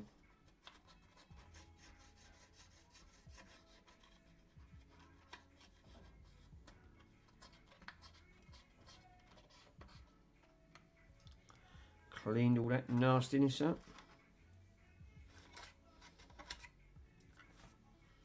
Cool. Let's took that. It's nice and flush now, which is really good.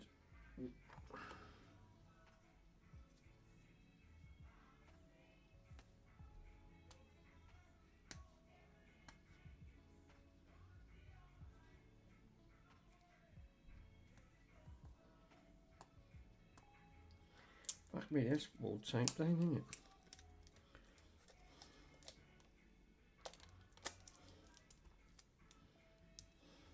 So what I'm going to do, I'm going to fold this in half. Okay. So I'm going to fold the tape in half, so it's like double-sided, and then I'll put a piece of tape over that, so it's got something smooth to button against.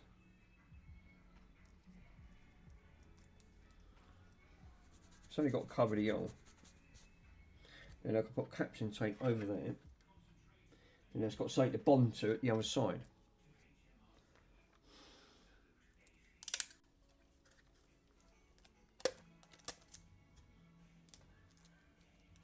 Who uses scissors? I use my teeth.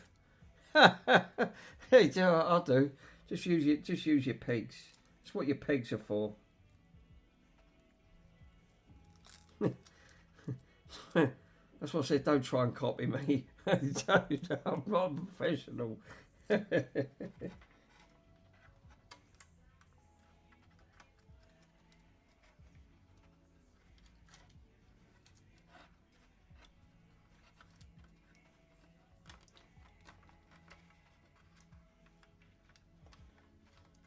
So,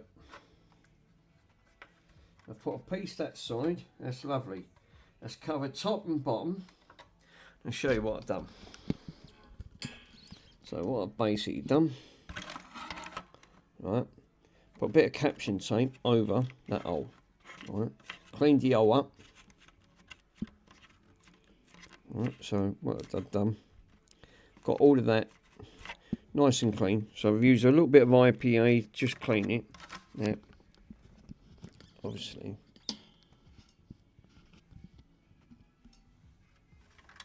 So basically, the side of the old now, it's got something, so I can hold it, fill this in, and bend it. So I'm going to need some hot plastic.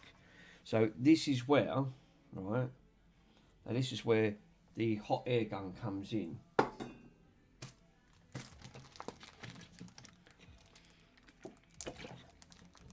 Which I'm going to have to plug it in, which I've disconnected, like I usually have, which I thought I weren't going to use it. Which probably chances are, yeah, you will need it.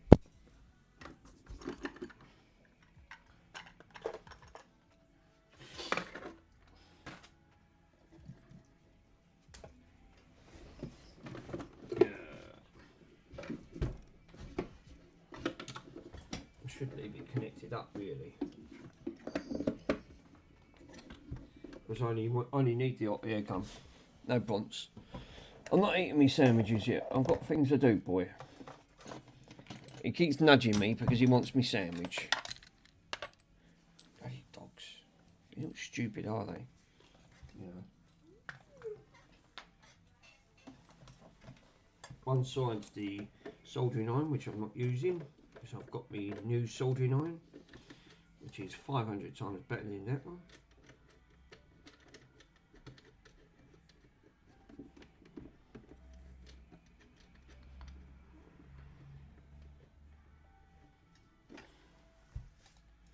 So what I'm going to do is take a hot air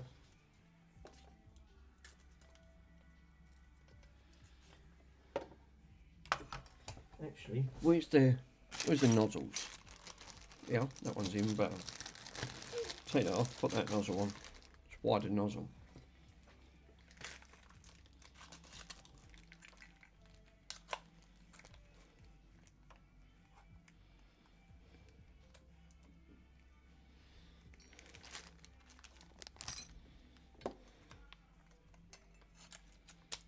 You know that's going to fall off. You just bloody know it's going to fall off.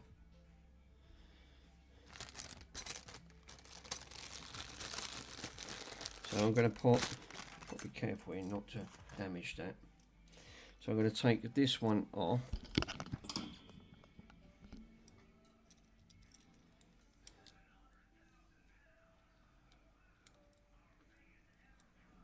I'm not going to use a square nozzle. So put the square nozzle back in. What is that nozzle? It's a smaller one. We'll put it on.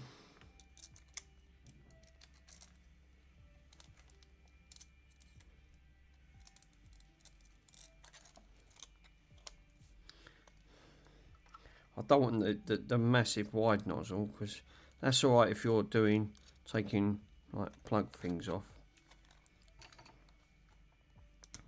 but which I'm not.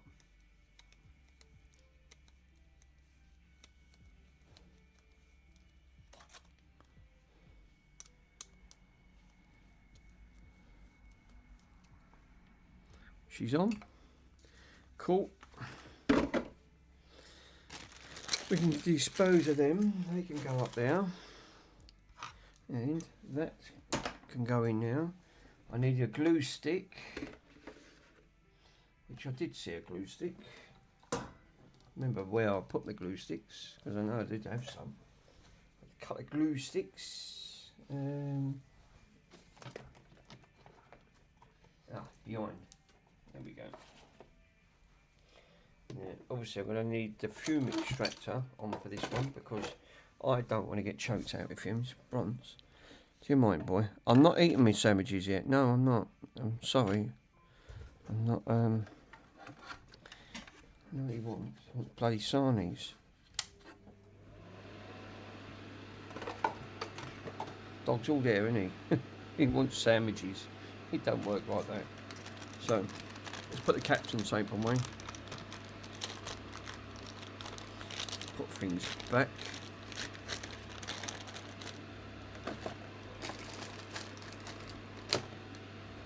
We're going to take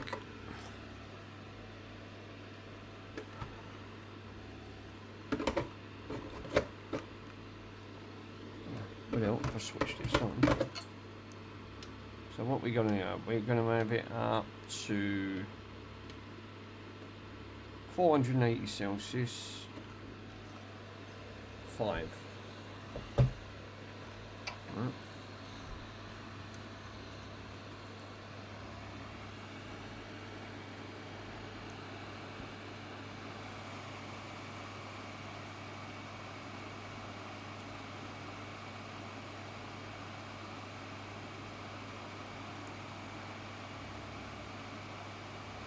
Obviously you need a fume extractor, because you're not going to get the glue. I'm going to melt that glue. Liquid it. I'm not even going to touch it. I'm just going to tease this in.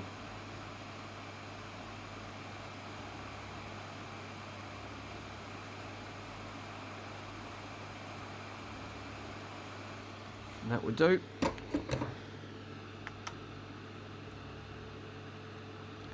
Twist it, take it off. I didn't even have to touch that, just fill it in. Let it just trickle. Doesn't matter. Whatever goes over. Scoop the excess off. Turn it round. Wipe it.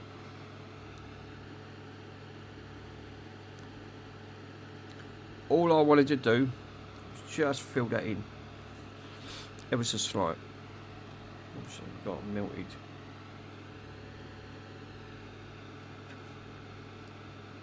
And what that does, it just fills it in nice and even. This is reasons why you ain't got to go mad.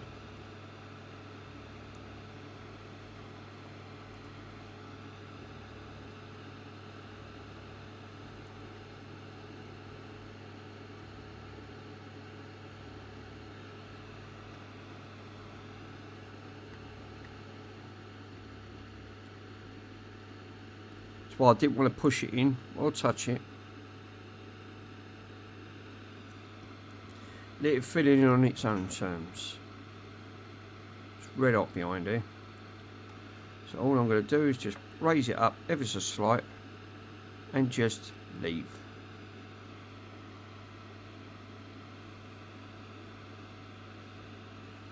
Let that glue cool down there.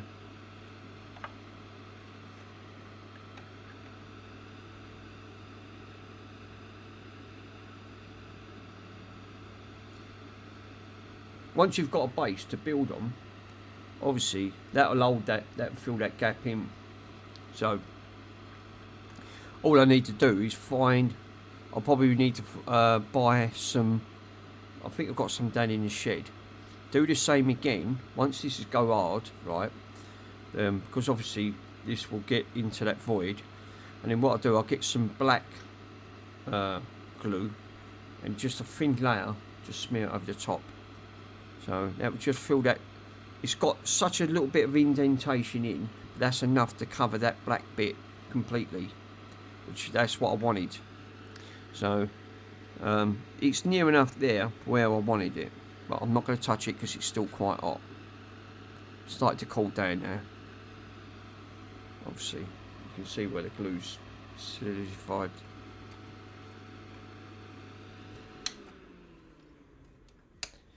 And I didn't even have to breathe no fumes in on that. Thank God for I didn't. At the end of the day, glue will do it. I mean, that's just normal standard glue. There's nothing special.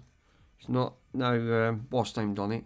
But it just drove me nuts to see that big bulky thing at the side, and I went, nah. You know, I like to put things back as they was. That to me, that wasn't. I mean, it's a shame that I ain't got another thing, because I would like to repair that switch. Which I'm going to have a quick look. I'm just going to get this glue off. Fuck me, that glue sticks like anything. Sticks to cloth, all right. Yeah, touchable now. And there's a little bit of an indentation on that. That's perfect for what I want to do, which will be the next bit. Which was obviously I'm not going to put this back because obviously I want to put that, and that'll go like a cloudy effect, which it's doing right now.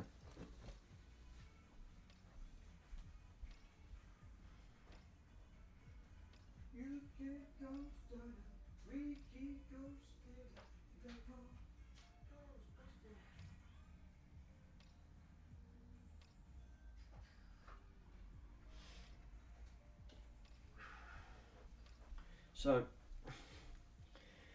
and then I can give it a polish after, once I've filled it all in, and let it, I'll give it a day, and let it sort of like, yeah, that's gone nice. That's near enough filled that in, but there's a little, ever so slight little bit of indentation on that. By the time I smear that black, put black on that, you won't see it. You didn't do it, but we sort of, you get the concept of what I've tried to do, and it didn't go through the other side. See, so it's flush here, nice and flush here, and you only wanted it because the plastic. Look at the plastic; it's only a few mil thick, so which is ideal. It's what you want. The main thing is, I still can't. I don't think I can get anything done with that switch. This was the tabletop, wasn't it? Let me have a look, see if I can get parts for switch for a tabletop. Let's have a quick look.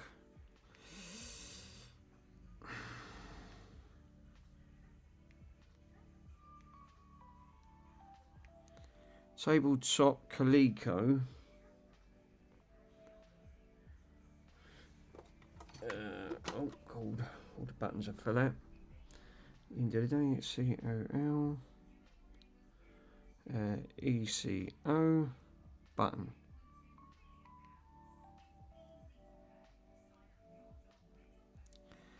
Do they sell anything like buttons or parts?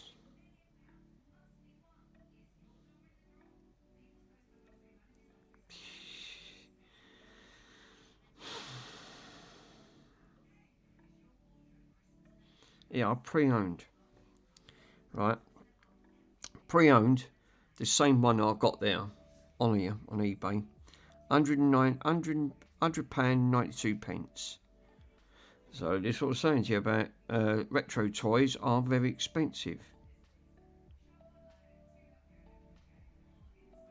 They've got another one there, tested and working. This is in dollars, so I assume you've got import fees to pay for this. $84, which is £64 in the UK. But again, I'm running into the bottom that I can't get parts for.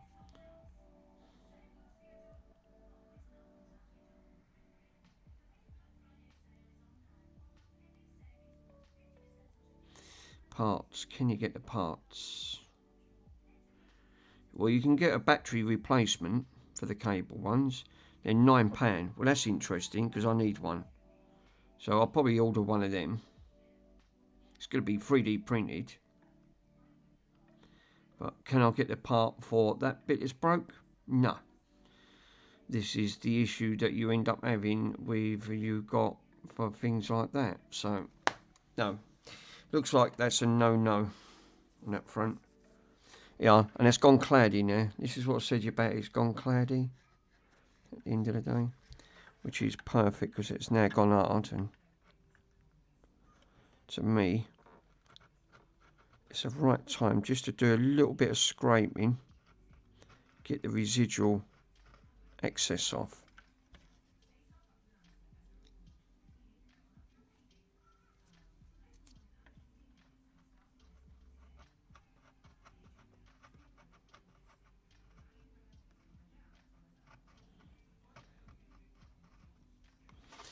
Cool.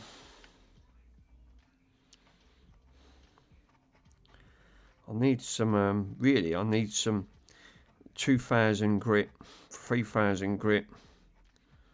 Obviously, I need some, you know, just ever so slightly.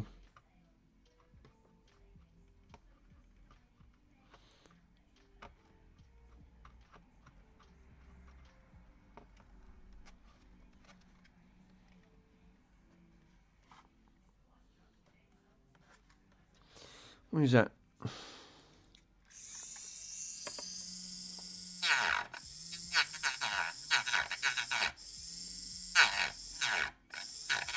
You can put a polish on this anyway.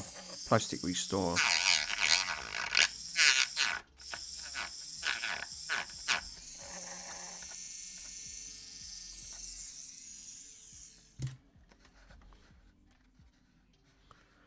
So it's got a gap here.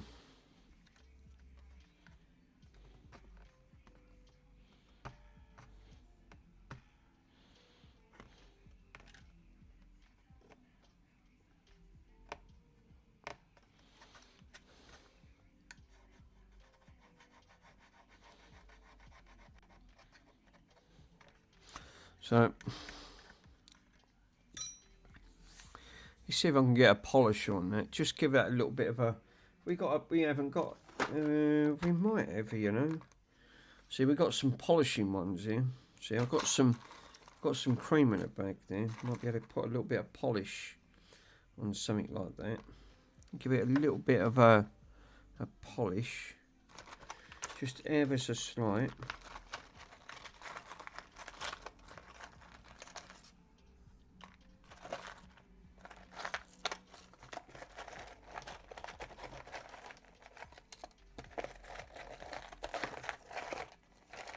Just to like a little buff.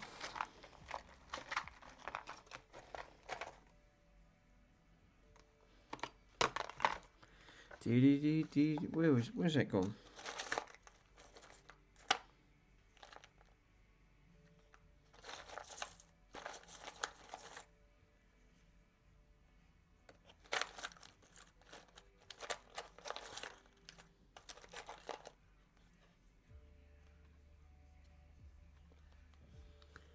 Been getting mad. Children's table, kicking in chairs and knocking down tables. Aha. Can we use that one? That'd be ideal. A buffer pad.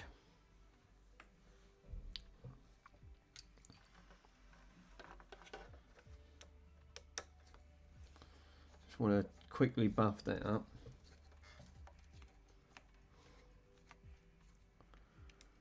You fucking bet your balls you can't. I bet you I can.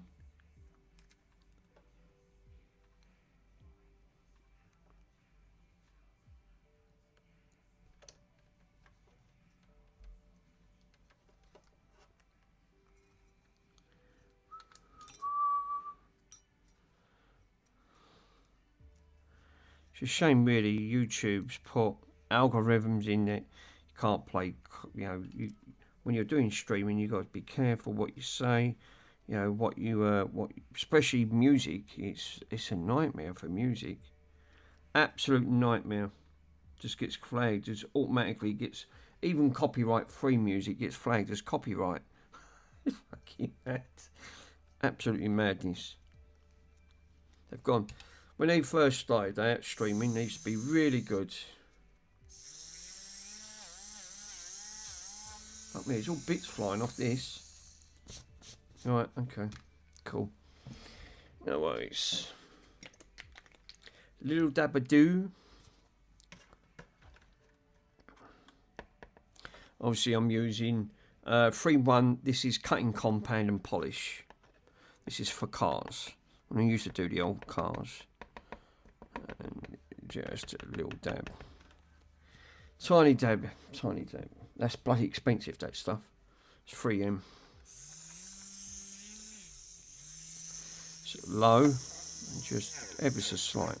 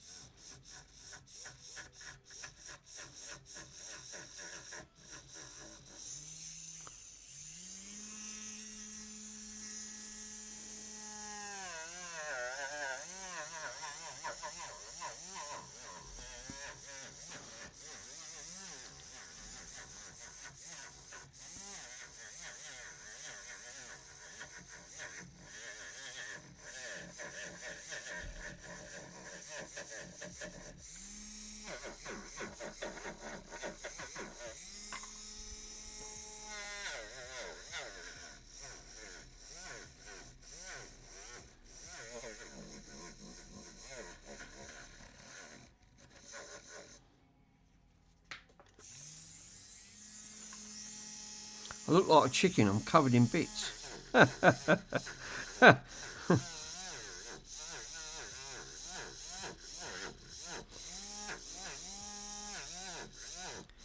Obviously, I wasn't going to be happy with that, the way he put that on. But I'm going to order the cover for the other one, for the Pac-Man. Obviously, because he ain't got one.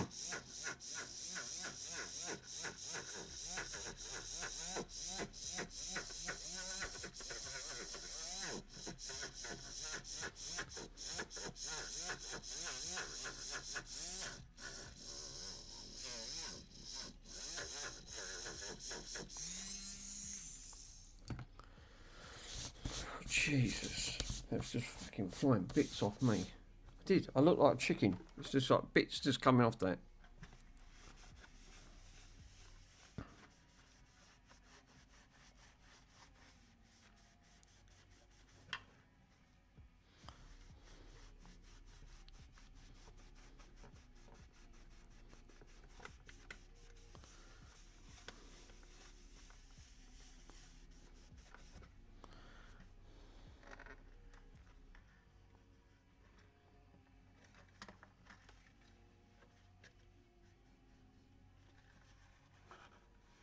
Obviously, where he's warped that, where he's put that in, he's distorted all of that, where he's tried to drill a hole and fill that, you know, obviously put that in there.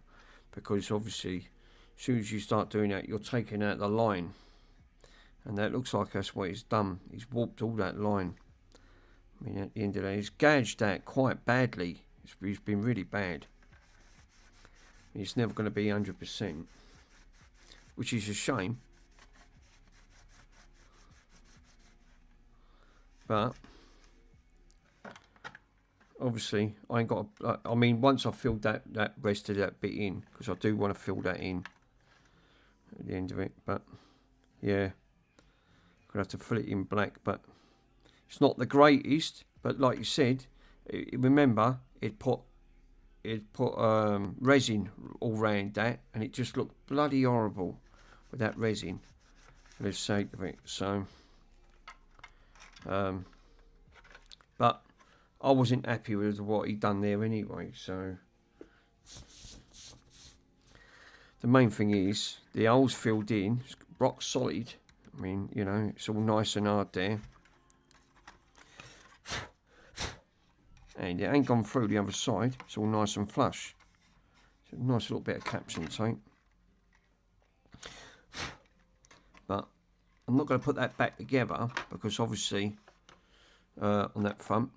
But what I could do, obviously I've put switch cleaner in. It's the only opportunity I can get. Did he take that out? I think he did.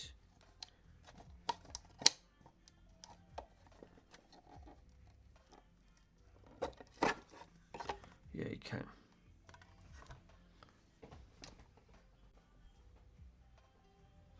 Where's that and a brush?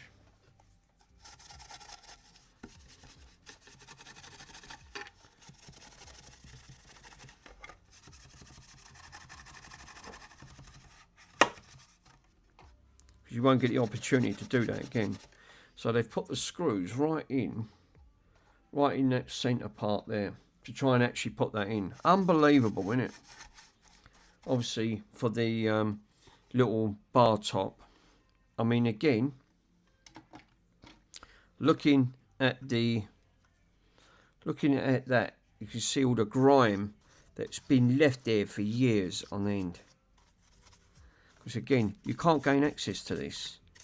This is why I didn't really want to force it, because something wasn't right. And I said, but again, I've never took one of these apart before, so, which is cool, because now I've learnt, you know, don't be too hasty, and now I know where the screws go. Obviously, this is tinted glass. It's not Perspex, it's glass, like the other bit is.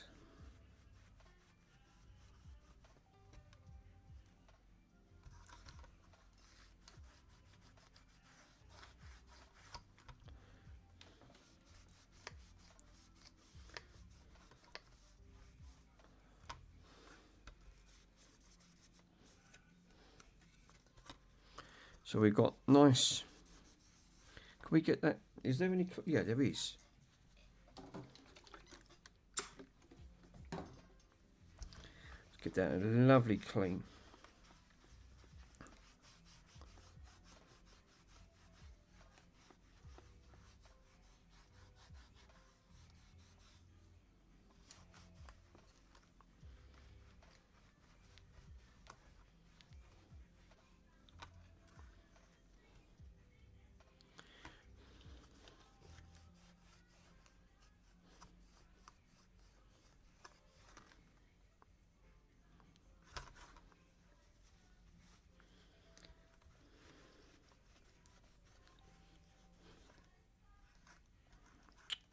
Sake. Obviously this is Perspex. Perspex, he scratches so easy, it's unreal.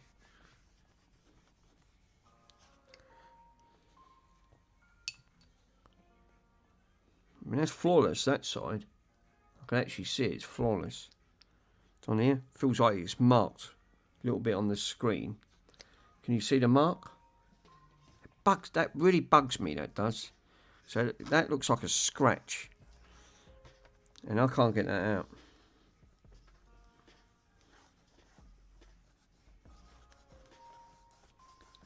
You know, remember, this was second hand when I actually got it, so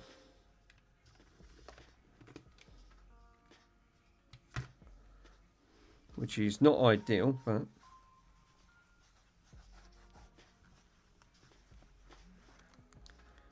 But yeah, that is definitely, you can see that. Look, can you see the scratch? Unbelievable. Scratch right across that. They weren't done by me. You can't see it on there, but you can if you tilt it. Like when you're at a certain light, you can actually see. Shame. But as I said, a bit like the butchery, what they've done there. At the end of it. You just have to be careful with this because this is glass. This is not plastic. On that front. So I can't put that back together because I can put that bit back together because it's the obviously, let's get that bit of a clean inside.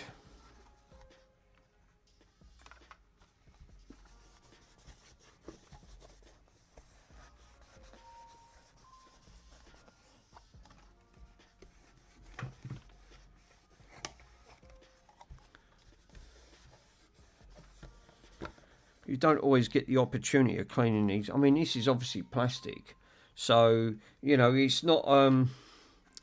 It's obviously not going to be like, you know, you're going to get it back to the original when it come off the factory back in '83. You know, yeah, that's not going to happen. It's just not. So you have to be careful with the decals, because again, the bloody decals even end up being like.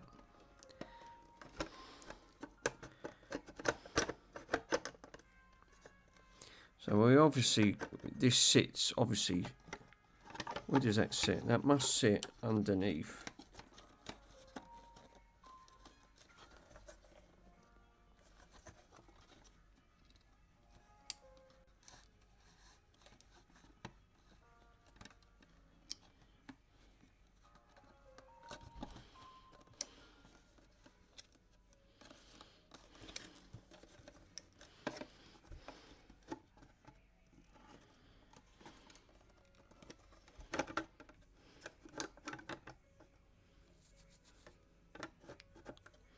I've got fingerprint marks on it.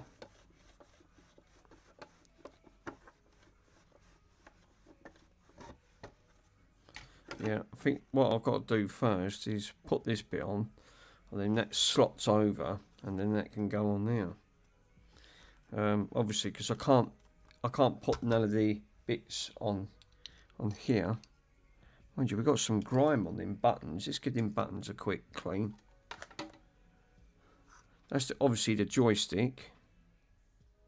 But we've got crustacean inside that as well. It's nasty.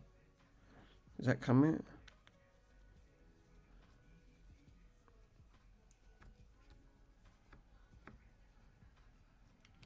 Wow.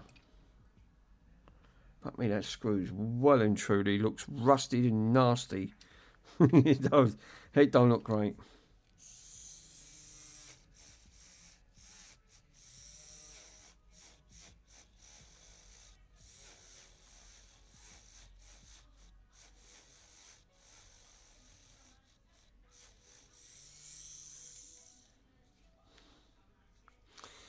Yeah, not the nicest. Yeah,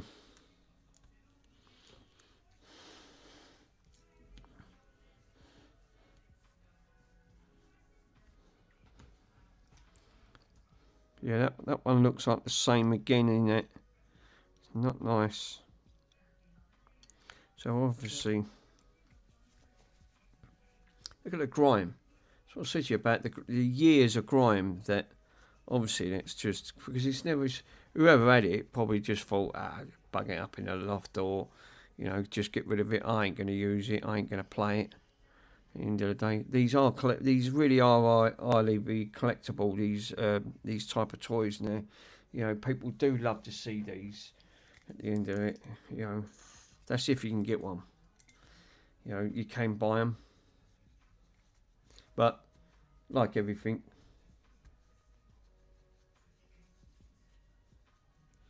obviously the Galaga works fine. Which again, for leaving it for nearly a year, I'm actually amazed it does. It's still powered up. Obviously, the Pac-Man needs stripping down and cleaning.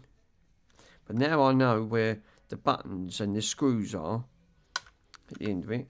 They put a little bit crafty there, put them underneath.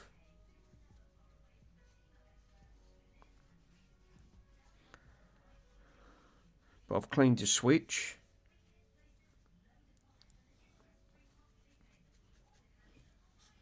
So what I need to order, obviously I can't do that. I won't do it tonight because I ain't going down in the shed. It's bucketing down the rain outside. One, I ain't got no lights out there. So that then can go, if I put all the switches and other bits in there, that front, put all this crud away. I don't need half of this. Obviously I need the screws. That's the most vital part. I won't get nowhere without them. Put that lot one side. I think it don't make no difference. They all look the same to me. But I'll separate them. Just makes it easier.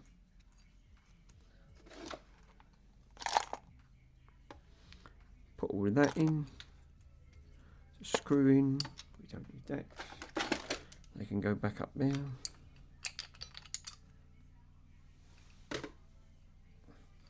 So, but I've definitely got to get I've definitely got to get the black thing on that so I can finish that off, which is cool. It's good that this one's got the original. They very rarely have the original on these, but it's a shame about that being broke because I haven't got another one to replace it.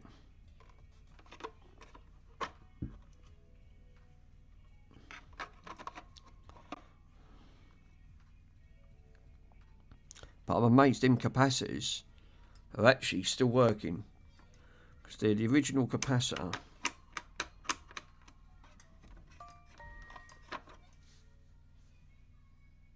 Raw mount.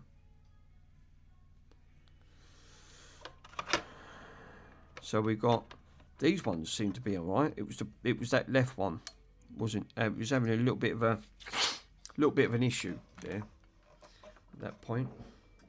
But we sorted one out. That can go in a bin because that's all nastiness. That can go in there. Don't need that. Right, guys. I'm afraid I'm going to have to leave it there because obviously my part of the original stream was to sort the radio out, which I did do. The radio is now, you know, the volume's working lovely at the end of the day. Obviously. So what I'm going to say is on that front is thank you for watching. If you haven't subscribed, please do because it does help. It really does help. But you know, you don't have to if you don't want. You can just pop along to the next stream, which will be tomorrow because that's I'll make sure I've got all of this. I want to continue this, finish this off. Obviously I won't be able to get that switch part because obviously half of that snapped and I won't be able to get that part at all, which to me that's such a shame. If I had that I could have. Ideally I'd like to change the case because then I would have had the original. I would have had a gaping bloody big hole and that thing stuck at the side because it looked horrid what they'd done there. So I would have rather just swapped that part over and replaced that, you know, unsoldered that, put a new one on. You know, theory, yes. Reality, no. Because you're not going to get the parts for it. Because I've just looked and you have to buy them complete. Then what's the point of that? You know, unless you buy one with a busted board and just use the rest for parts. That's what you're better off doing. Just looking for one that's completely broke. But if the case is okay, swap it over. And that'd be ideal on that front. But yeah, like everything else, you know, good luck trying to find one. And if they are just really, really expensive. So, but what I'm going to say is, guys, yeah, thanks for, obviously, thanks for joining on that front, and I'll catch you guys again very soon. And see you tomorrow. Bye bye.